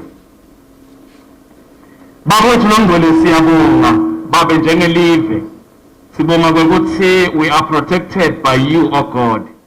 Wena uNkulunkulu lo simele lo mekanye nathi wema kanye nelive leMaswati babe siyathandaza saqhubekana nangumsebenzi nalamuhla mana kanye nathi nako konke lokutakwendiwa la babe sithi baNkulunkulu wethu saqhubeka babe uyokwenda losuku besuku loluhle babe nelisuku lwempumelelo nelisuku lakhona nalabagulako baguliswa kulesifo se-HIV and AIDS bathi kwekuthi kukhona kuphila. Lokunye kuphila sikuthola kuwe, lokunye kuphila sikuthola kodokotela nale banakekeli labakhona eveni leMaswati. Siyabonga baba usabanye nathi sisite egameni lenkosi yethu Jesu Kristu. Amen.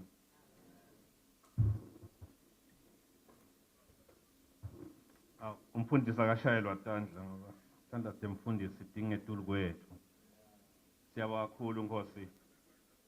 We really appreciate umthandazo loqhamuka kuwo.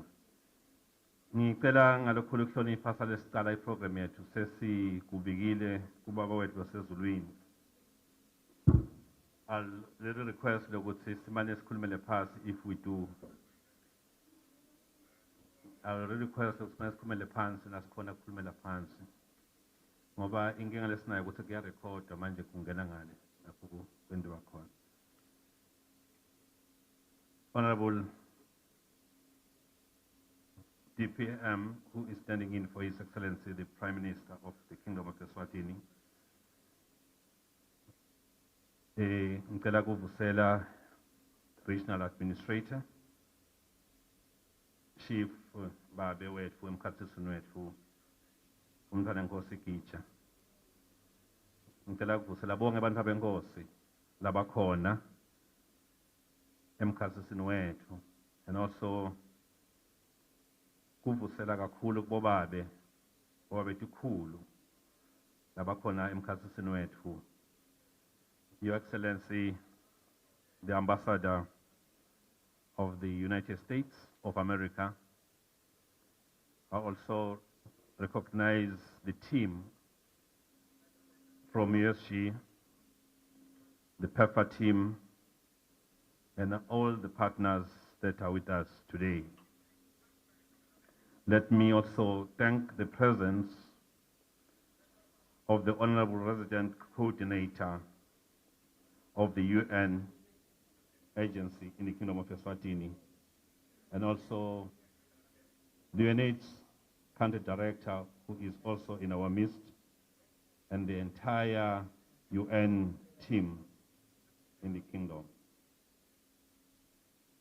Honorable DPM, let me also thank the presence of the honorable members of Parliament and the clerk to Parliament, Babe Kaba, brand new from the box, one of us. Thank you so much, Babe. Kubone mkhasinwe. By this round, we really congratulate you. Can I also thank officials from Parliament, the Director of Research, who is also in our midst. I also want to recognize the Nature Council, the management of Nature, and the staff of Nature, my A1 team. And also thank the Minister of Health, in particular, the Minister who is represented by the Director who is in our midst, and all the senior government officials who are here. Honorable TPM, allow me also to recognize the presence of the civil society groupings that we are working with. I'd like to thank Babe Emmanuel Kango, who is the director at Kango, who is coming here again as a member of the Nature Council. Allow me, Honorable TPM, to recognize the people living with HIV in the Kingdom of Eswatini. These are the heroes and the heroines who have stood up in difficult times to openly talk about their status. We thank them and we thank their presence. If you allow me to pay I know that you don't have time, that to single out one hero who was the first one to come up openly about his HIV status, Babe Hani Dlamini, who is also in the midst.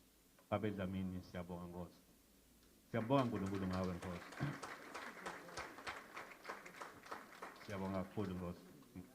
We really appreciate your effort. Ladies and gentlemen, media, members of the uniformed forces, and all partners that we're working with, can I introduce myself as your program director, and Babe Muhle Dlamini from the Ministry of Health. And our apologies, we are going to be so shrewd, particularly when it comes to time, because as you know, today is Tuesday, it's Cabinet Day, so we'll try by all means that we run quickly with the program. Before nganze kakhulu, ngicela ukuthi semukeleke la ekhaya enkabeni yelive kuma Manzini region. Ngiyacela ngalokukhulu ukuhlonipha ukuthi sicele babe regional administrator babe chief teacher ukuthi atasimukela la esifundeni sethu kaManzini babe chief. Baphila bafonetizer.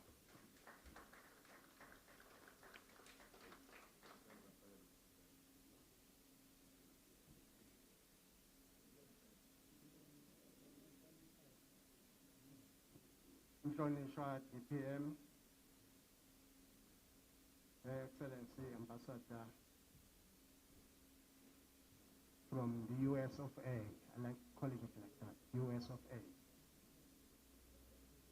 Bodokotela lesinabo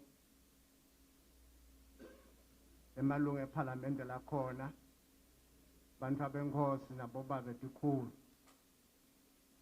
bakaNature angithi nje nathi sonke bekunene ngetigaba tethu ngehlukana ngiyalivusela nami ekseni futhi ngibona emukela la kaManzini emsendini lomkhulu kangaka. My part is very short, is just to welcome His Excellency Deputy Prime Minister and everybody. But following the age I'm in now, I like telling stories. I would like just to pass one short story. I know we are here about ending HIV and AIDS, which we should have ended that thing long time ago. And we have got other diseases which are troubling us now, drawing down our economy. Now we've got COVID-19. And I think the reason why we are failing on these diseases, maybe we normally take these diseases as a curse, more than saying it's just a disease. If you've got it, it's just unfortunate. Because if we take it as a curse, we tend to hide it. If I can feel that I am now coughing and I suspect COVID-19, I don't expose myself. I don't tell the people around me that, hey, let me push myself away. People will laugh at me. And I keep sticking with them and I'm passing the disease to them. Like HIV and AIDS. We are happy Babet Damin is here, was the first person to come out. And take it like a normal disease. Maybe it will help us to stop it if we understand it. If we hide it, it's easy to spread it because the person next to you doesn't know what you have. The little story is coming from, there's somebody who told me a story, those who normally go from one country to another through flying. They said they came across or above a cloud or inside a cloud where the plane started, having serious bumps, going up and down, up and down, up and down. I haven't been there, I don't know that. Up and down. And everybody was now praying that they were seeing death close to them. The pilot told them that, hey, buckle up now. Everybody go back to your seat. And you sit quietly. Most people were praying and some of them were in tongues now because they were seeing death close to them. They were in tongues. And the pilot sensed that, no, I think I have a problem. People are not taking this problem as a problem that we can survive it. But the way they are, somebody can have a heart attack unnecessarily. So the pilot started, pushing in some nice music and turning the whole thing into a joke. And said, oh, yes, we do have some turbulence, serious turbulence. But don't worry. He started telling them when they were going to hit a cloud. Watch out, they will come again, watch out. And then it will start jumping up and down again. So they started getting this thing into their bodies. They started laughing about it. Watch out, there we go again. Started laughing about it. Everything will come. After an hour, they're out of the problem. As they were out of the problem, everyone was looking at each other. How are you? Some of them were sweating, yet it's cold. I'm okay. There was a little baby there. I mean a girl child who was sitting somewhere quietly with her headphones. I think she was listening to some music. Everybody was crying, praying, and the child was just singing, you know, in blues. She did not care what the plane was doing. And then somebody touched the girl and said, "Hey, why are you not so scared? We almost died here." They said, and the kid said, "What? We almost died? How?" "No, we almost died." Said, "Oh, no, I'm not scared about that. It is my dad who's actually flying the machine. He's taking me home. So whatever the dad is doing, I don't care." So I think in these problems that we have, if we put Jesus as the one flying, this problem will just fall away. And we're not scared about them. I think my part was just to welcome you, Your Excellency, and saying welcome to Manzini. Manzini is a vibrant region, very dynamic region where everything starts and everything ends. We'll be ending HIV, we'll be ending COVID-19 here in Manzini. Thank you.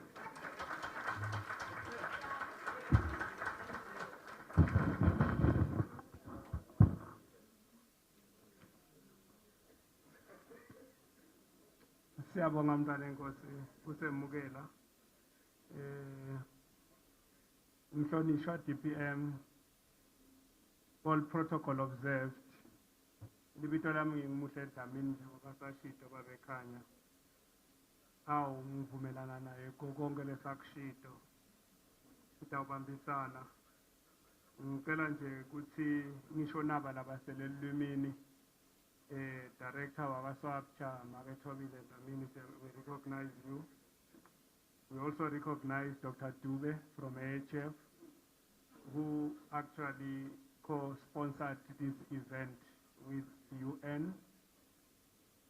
Ngitawucela ke kubita nathi tikhulumi letilandzelako.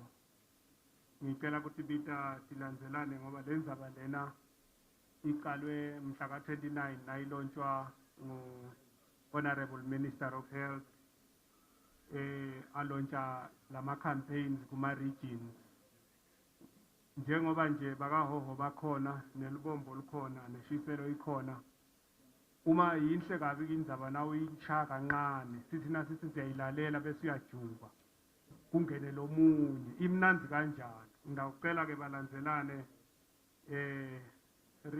regional administrator babe Khumalo, Make Happy Tabete na Make Sylvia Kuzwayo nilandzelane kanjalo. Siyabonga.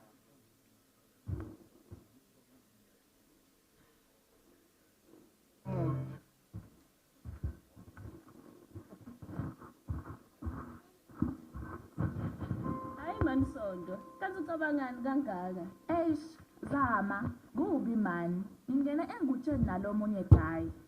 Yadi.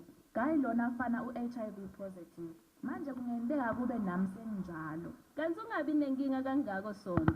Nyalo sekunendlela yokuvikela ukuthi ungalitholi ligciwane uma kusolakala ukuthi ube sengotini yokulithola. Honorable DPM, who is standing in for His Excellency the Prime Minister, Bandla benkosi, bobabe Mntwana Nkosi wesifundza, Ambassador wema-Melika, UN Resident Coordinator, indvuna yelitiko letemphilo, emalunga eParliamente, nema-officials from iParliament, Nature Council, Your Lordship, Mayor Wakamanzini,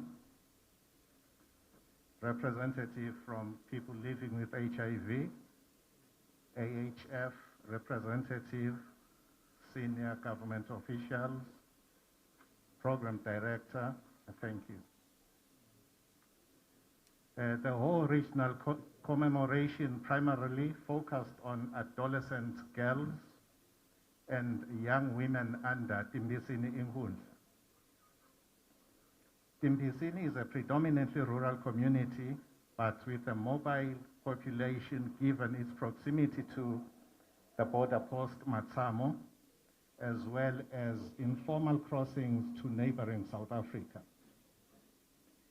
Local school data from the Ministry of Education covering the past 2 years indicated an increase in the number of adolescents who drop out of school due to pregnancy. Similarly, this year alone, from January to October, Horo Clinic, which is one of the clinics in the Timbisini Ingundla, recorded 92 pregnancies of adolescents and young women who had visited the clinic for the first time for their antenatal care. With these startling figures, it became necessary to encourage the adolescents and young women through a dialogue as a build-up to the original commemoration. And the aim of this exercise was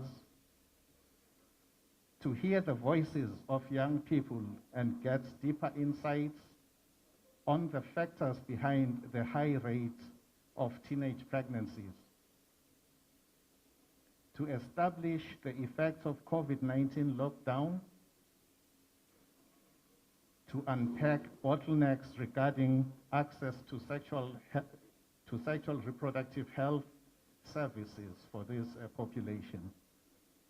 The dialogue was held on the 17th of November, and it was facilitated by a Swatini network of young positives. 25 participants came from each of the imipagats under Timbisini, which are 4. And the topics that were covered talked to issues of teenage pregnancy, effects of school closure due to COVID-19 on adolescents, synergies between gender-based violence, sexual reproductive health, and HIV. The feedback can be summarized as follows.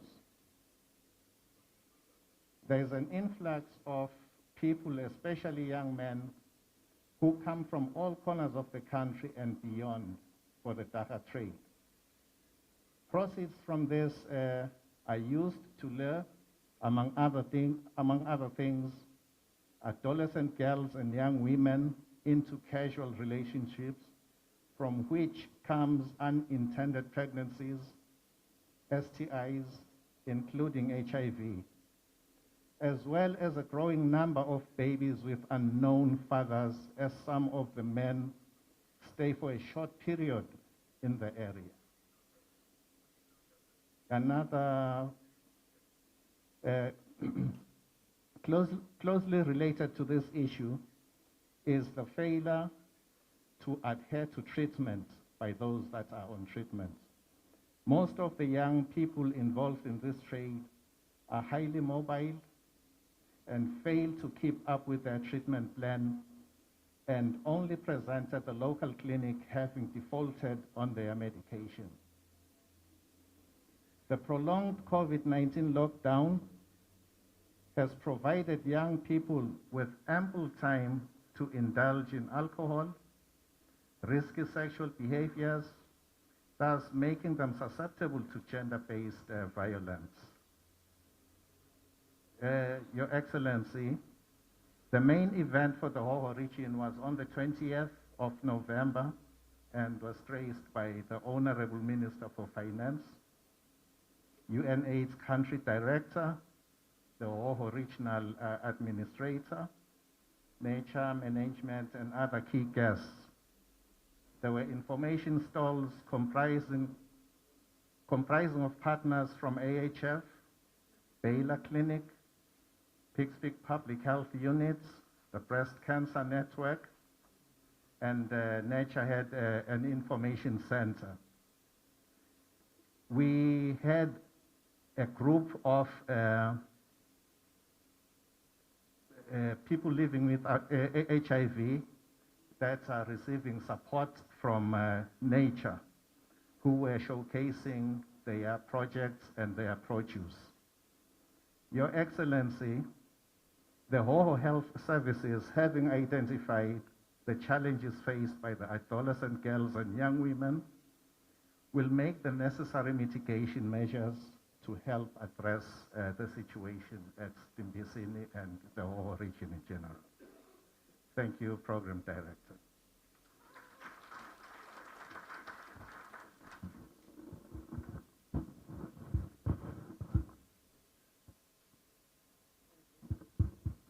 Magethabete.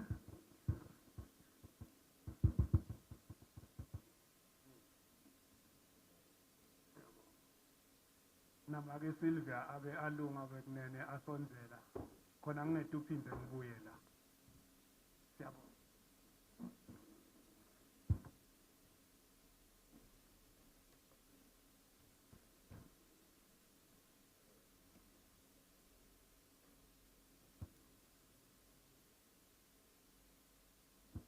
Your Excellency, the Right Honorable Prime Minister, represented by the Deputy Prime Minister, the Regional Administrator, Babe Chief Teacher, Bantu Bengosi, Baba Betikulu,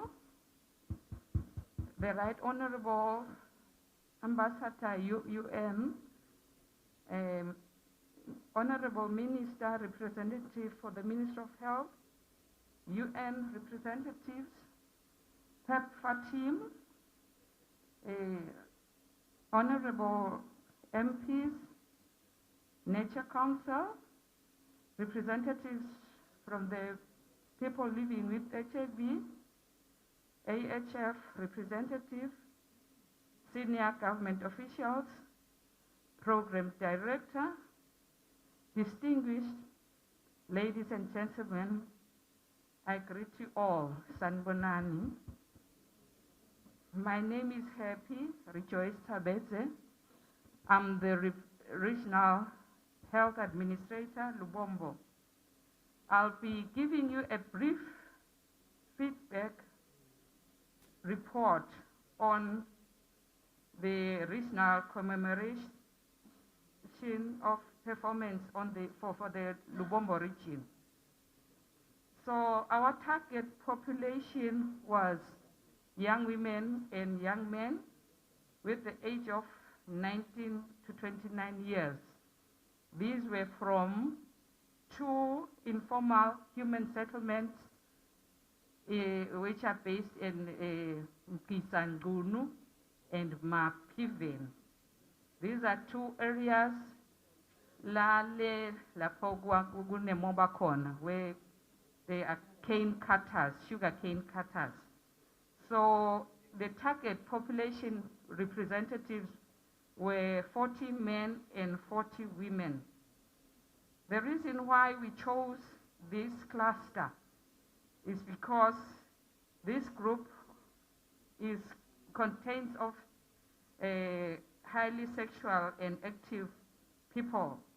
So they are prone to engage with multiple sexual partners. Since the people that are working there are not static, they move from time to time. They are seasonal workers. So people tend to engage in illicit, or I can say that multiple partners, hence this increases their risk of getting HIV/AIDS. So the main topics of the dialogues which were held on the 10th and 11th of November 2020 included talks about risky sexual behavior, HIV prevention, condom usage, PrEP, PEP, treatment enrollment and disclosure and adherence, GBV which perpetrates HIV infection, SODOV and Child Protection Welfare Act. So The reason for this target population, as I've said, and the reason why there's increase in the number of HIV, AIDS, in the sexual partners that are, they change partners, there is no structural leadership. That is the main concern. More especially at Mkisa and Lugunu. Mapivian, at least there is chiefdom. So our recommendation is that if there can be some form of leadership, the people to have these structures which they can report to. In these two informal settlements, there is high transition rate, transactional sex is rife. People need money, so then they change partners. And there's also high drug and alcohol abuse. Mainly, it's because there's no leadership structure that is there. People who can then tell them that whatever they are doing, they can have a reporting structure. There's no chiefdom. So people come in and out, they do whatever they feel like doing. And this leads to high teenage pregnancies that are in this place. On the 13th of November, we were honored by the right to have on the final commemoration day for the Lubombo. We had the Honorable Minister Matsebu Lunga, who toured these two places, and he actually saw what is happening on the ground. And then he also visited Good to Misa Foundation Clinic, which is at Mapiveni. That is where they get their medical attention, most of the cluster people that I have mentioned. So he also distributed masks for the people who were in that particular, who were using cars moving in that particular place in the Lubombo region.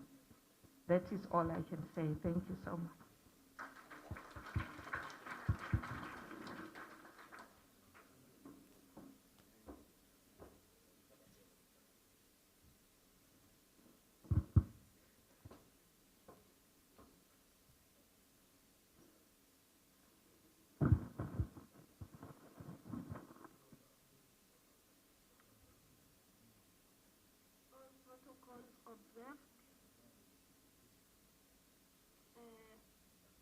Abantu abadala ngusindle ngwabakhuzwayo ngiqhamuke eshiselweni sengisishido singesile esikhulu lesivusela abantu abadala bonke ngesigaba dabo bonkosi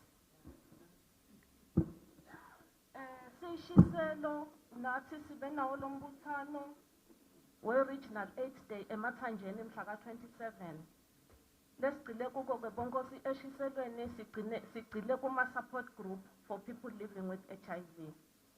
Bayayenta bonkosi imisebenzi yetandla utama kutiphilisa bonkosi singabi bofuthumetile kube khona lesikwentako kube nesikwetafuleni phindze kulama support groups bonkosi ngilapho khona sihlephulelana khona lwati ngetindzaba tabo treatment literacy lokuyeye bese sekusekela lokunatha kahle maphilisi lesithi adherence so lokwentiwa ngilama support group bonkosi khona lapho kuphindze kusite ekunciphiseni bantu labadefaultako ekunatheni kahle emaphilisi abo singama support group ke eshiselweni siyaqhubeka nekufundisana labalabasha labasanza kutesta bonkosi kuthi thola ukuthi banalo ligciwane le-HIV ukuthi le ndlela iyahambeka noma kulukhuni keje lokusalako iyahambeka lokunye ke bonkosi ema-support group langithume kona eshiselweni bantu abaphila neligciwane le-HIV bathi angibonge kakhulu uhulumende imetamo yakhe lengaka kubasekela ngibonge netinhlangano siyajabula nje kubona make Lisa simbonile make Rose besinaye lendasemathanjeni waka-UN siyabonga bonkosi kusekela imetamo yahulumende ekuthini bantu abaneligciwane le-HIV baphila impilo lengcono Tikhona-ke utingqinamba labathe angicele nkosi yami kubambiseka kuhulumende nakuto tiningi tenkosi solo kucwayeka nekuhlukubeteka kwebantu abane-HIV kusenteka. Thine bakuthandi, we have tasted the bitterness of stigma and discrimination. Basibita ngemarobhoti, basibita ngalokwa nalokwa. Solo kusenteka bonkhosi. Loko-ke bese kuyatithikabeta letindlela tekuthi sinathe kahle maphilisi, siphile kahle, sikhululeke nathi njengebantu bonke. Solo-ke bayacela kubambiseka kuleto tinhlangothi kuthi silwe ne-stigma and discrimination emimangweni ethu yonke eshiselweni. Kwekugcina-ke bonkhosi, kwekuthi bayacela nekwekuthi sibe naloku lokuthiwa ngema-toolkits. Ema-toolkits latasisita kusekela kangcono naba labafikako kule simo se-HIV. Singenti lokwekuthi yonke insiphiya washa. Lobe kwendiwa ngethi kuthandi nalabo batafike bemukele ngendlela lesemukela ngayo. Akube khona lo lokutasisita ukuthi bangene nabemshoveni kahle kancane kancane. Njengoba ne-disclosure siyayikhuthatha, akusinto lelula kuphumele ebaleni bonkhosi. Akhona emachawe nemachawekati angayiteka indzaba kuyoshona lilanga ukuthi kunetingqinamba. Keje yize kunetingqinamba solo siphumele ebaleni esinjalo siyishiselo kuba sibonelo kubantu ukuthi le ndlela iyahambeka futhi sitawufika ku-2022 sithwashata sithi imondoli yasibahle sinje. Mine nawe nathi sonke bonkhosi sitayinqoba i-HIV kufika ku-2022. Ngiyabonga bonkhosi.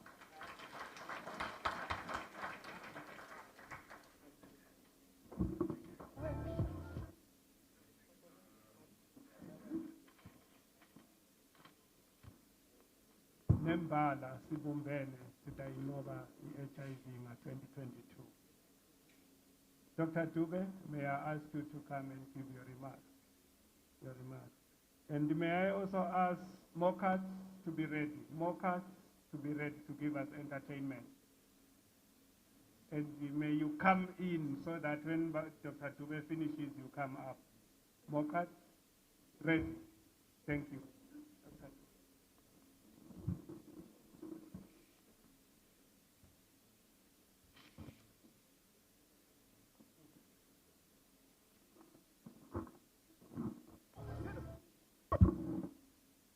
The Right Honorable Deputy Prime Minister, Themba Masuku, and all senior officials here present, all protocol observed. We welcome you to this very important day in which we remember those who have lost their lives due to HIV/AIDS, and also to show support for those that are living with the virus. The World AIDS Day remains as relevant today as it was at its inception 32 years ago. As we congregate today to remind ourselves and our leaders that HIV remains a real threat to human existence and has not gone away. While we have made strides in prevention, testing, care, and treatment, there still remains a great need to commit more resources into the fight against the pandemic. As the AIDS Healthcare Foundation, we call upon government, the UN agencies, Global Fund, PEPFAR, multilateral agencies, as well as local organizations to keep the promise on HIV and ensure that we end AIDS by the year 2022. Congratulations are in order to the Kingdom of Eswatini for being the first country to demonstrate that expanded HIV treatment reduces the incidence of HIV. Even bigger praise for being amongst the elite few that have since achieved the 95 target, well before time. Well done. AHF's message in 2020 is to remind us that while COVID-19 sneaked on us nicodemously, devastating communities and becoming the new enemy #1 on the global health scene, we must dare not forget that HIV/AIDS remains the deadliest infectious disease the world has ever seen. So amidst the devastation that COVID has done, we must persevere to to preserve and protect the gains that we have made in the fight against HIV/AIDS, the other pandemic. We cannot and should not put all our attention on COVID-19. We must find ways to fight both without sacrificing the other. The AIDS Healthcare Foundation commits to sharing responsibility and playing its part in the fight against HIV in Eswatini and globally, in solidarity with other players. We will increase our investment in the fight against HIV in Eswatini to ensure that we achieve and maintain epidemic control of the virus for many years to come. We invite all of you to join us in ensuring that the world does not forget AIDS, which has become the other pandemic. Thank you.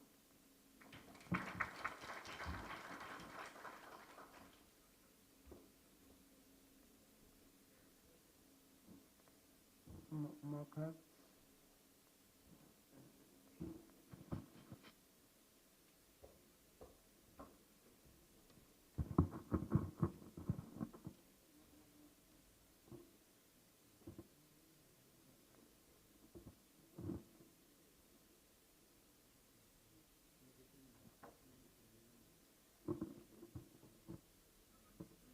Good morning, all protocol observed. Program Director, with your permission, may I please? I tend to run out of breath. May I please? Nkondlo ngethwale, Nkondlo ngiyakuthuma, hamba uphotise emanxeba, hamba uthambise tinhlitiyo, uphilise tinhlungu, Nkondlo ngiyakuthuma. Wake up to take a nap at noon, then the games begin. The room is all messed up. You're only a few years old. Such a blessing, a blessed soul does not know much. Climbing a steep hill so fast, where are you going? Do you not see? Kumatima egaleni lenyoni, mistakes, regrets, lessons.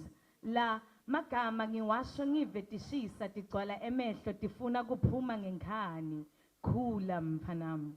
I close the kitchen door, try to recite the poem to you. You stare at me with your clean, blank, vaseline face, eyes not so full of question marks, for you know nothing. I am your womanhood midwife. I will assist in the birth of your consciousness. I've seen, heard, been there, done the worst and the best. Ubobuda, sengiyati mine, lalela, tata. Bamba naku lengucuketse ngato totbili kube khona lokufumbetse nangemlomo kube khona lokumumetse ute utive kutsi khona lwati loluphetse ebudzaleni mistakes, regrets, lessons, disappointments, memories kumatima kulelo kala. You are climbing the ladder to teenhood, the claimed perfect prime to go out with boys, kiss them and even swear. Do remember to lock down the lifa lakho lelo wasimakaze lomtimba impilo yakho lifayela lakho lasemafini la magama ngiwasho ngivetishisa tigcwala kemehlo tifuna kuphuma ngenkani ahla ba ekhatsi kimi kuhle kwenhlaba ayangifunuka. The entire world is standing out, ready to beat my child down. Somewhere, things will go wrong. They sometimes do. Do not forget to remember the highest of beings. He always remembers not to forget to remember you. Matise Jehovah when you think it's all over, because no one will notice your great deeds. It'll be harder to love you, quicker to judge you. It'll be harder to love you, quicker to judge you. Kulam Vanam. I took your candles, but you can't stay sad in such an interesting world. But interesting was just a term, my child. You will learn, I have learned, to wear many faces like dresses, to laugh with my teeth, my heart shut down, to smile and say, I have a problem with my eyes when I've actually been crying all night, to smile and say goodbye, I will miss you, when in fact I mean good riddance. These I would love to unlearn, but time has taught me yet to teach you to see sad tears spill forth from the inside corners of my eyes, flowing down my cheeks. For some reason, I always lick them. I know they are salty. Guyeta nagowe, ubokhala, each tear, regardless of its origin or its effects, contains the seed of healing uyeva. Gudze, genyukela, gyahambeka, gyanobeka, sibumbene, ngimi nawe, sitayinqoba i-AIDS.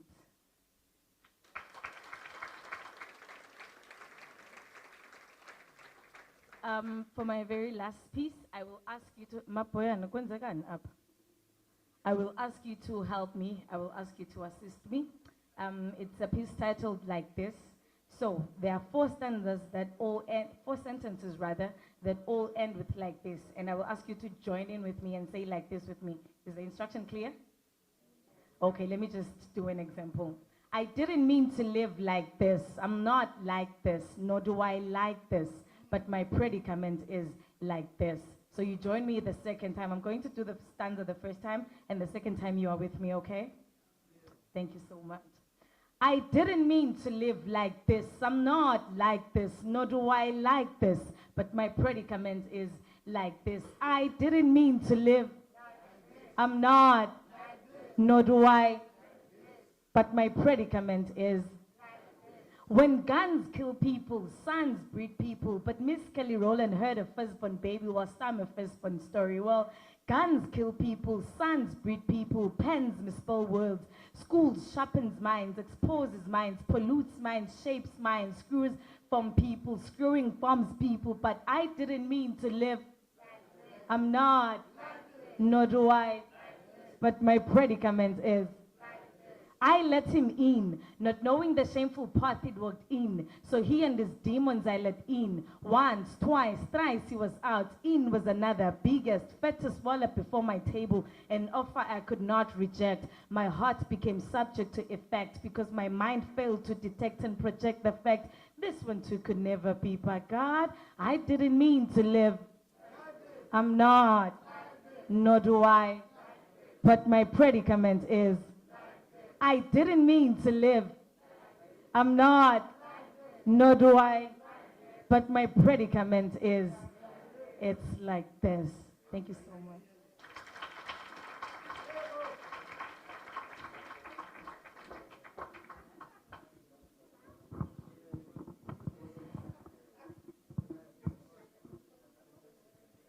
Thank you, Moyat.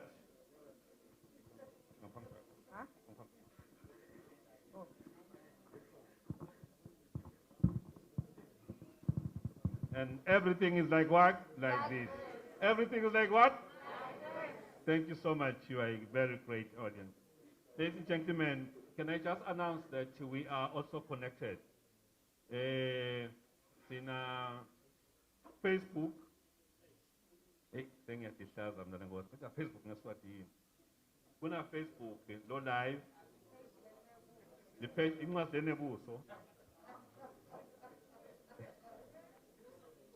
Buso bencwadi. Siphinde futhi live. We're live on YouTube.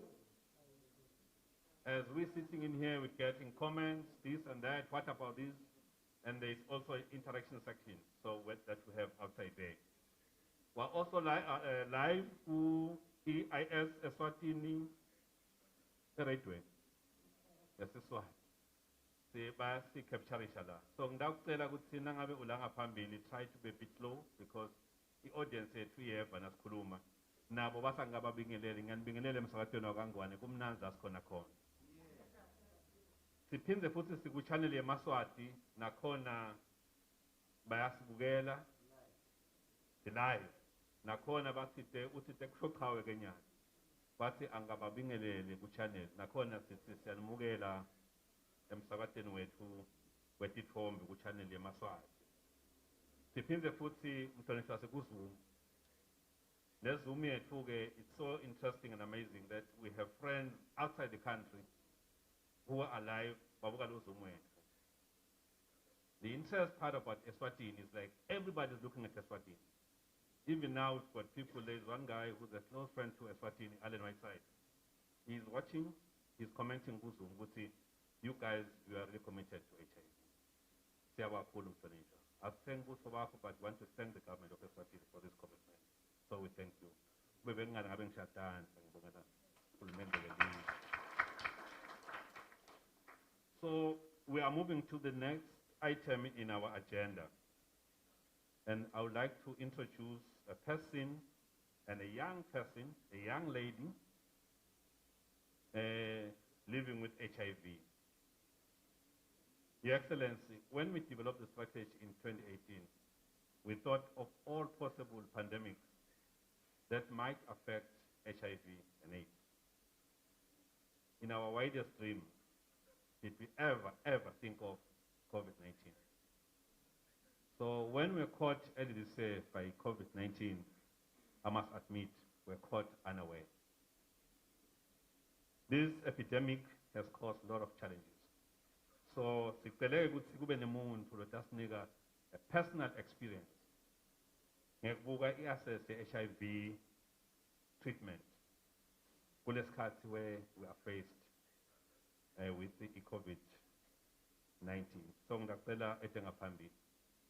Asasilungiselela sabe sesithola umuntu lotawukhulumela i-council yakaNature. Uphilo tawukhulumela personal experience ete ngaphambili mana gijima. What does it? Ngicela simshale intandla.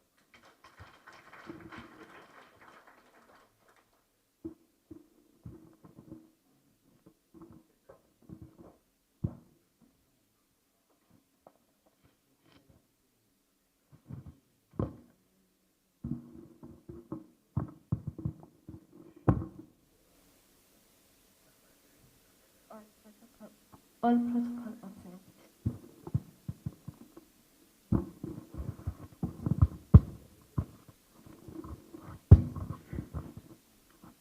All protocol observed. I greet you all. Standing in front of you is Nzigi Shabang, a young person who is living with HIV in Eswatini. I'm from Eswatini Network of Young Positives. Eswatini Network of Young Positives, it's a movement representing young people in an effort to ensure a conducive environment for YPL HIV to participate in high quality of life, easy access to treatment and relevant information and SRH services. We are gathered today in remembrance and commemoration of the struggles that have come with HIV and AIDS and all the comrades we have lost in the battlefield. This year's World AIDS Day has been rightfully themed Eswatini Ending AIDS in the Solidarity by 2020, a shared responsibility.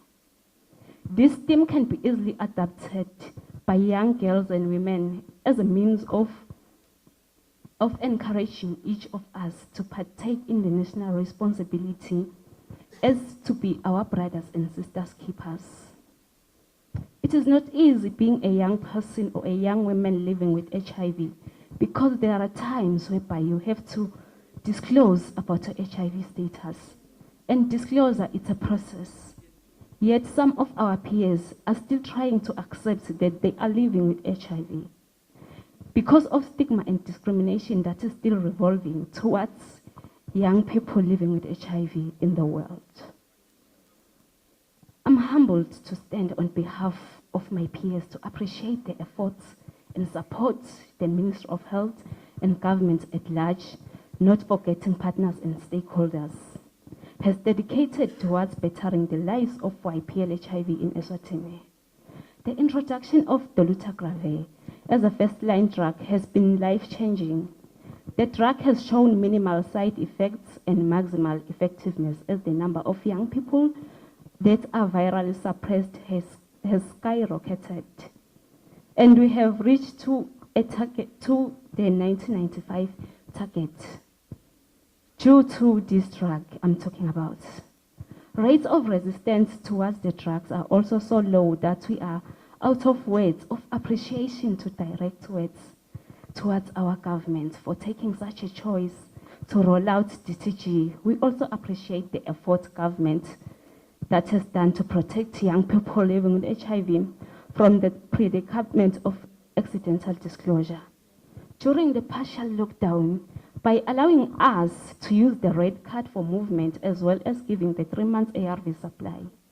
As part of government's effort to mitigate the challenges access to revealing services, the government and her partners have introduced the dissemination of ARVs to communities through mobile clinics. This is a groundbreaking initiative highly appreciated by YPL HIV in community, as it has minimized transport costs as well as movement during this confusing COVID-19 era. Despite so many attempts by government to simplify the lives of YPL HIV, we continue to face a number of challenges as we strive for positive living. Amongst the many challenges faced by YPLH is accidental disclosure. The challenge has been amplified by COVID-19 as its early days. Its affected came with tight traveling restrictions and going to clinics to access ART and sexual reproductive health services, as showing the art card to the police officers for rites of passage. This has also been perpetuated by the decentralized art dissemination, which has alarmed our fellow community members, especially when it comes to us young people, because it has become obvious we have converged in the community facilities every 3 months. Call for action. Today, we call upon meaningful involvement and engagement at all levels. This could be program planning, implementation, monitoring and evaluation, and a fair representation in Parliament, technical working groups and key committees at community, regional and national level. Meaningful involvement of YPLH, PLHIV and women living with HIV should not be a tick in a box. We also call upon domestic funding for youth-led organizations, especially people living with HIV organizations, to ensure proper programming of young people living with HIV activities. We will also appreciate action-based youth-friendly services that are not only inscriptions on the wall. To this effect, an accessible mode of giving feedback to the quality of services will be a driver of change, as facilities will be able to track their progress when it comes to connecting with young people living with HIV. Lastly, may I request that we go back to our framework of engaging people living with HIV in the country, because at the moment, as people living with HIV who have been silent, decisions are made on our behalf and we no longer sit in forums we are supposed to be, and there is still nobody representing young people living with HIV. I thank you all.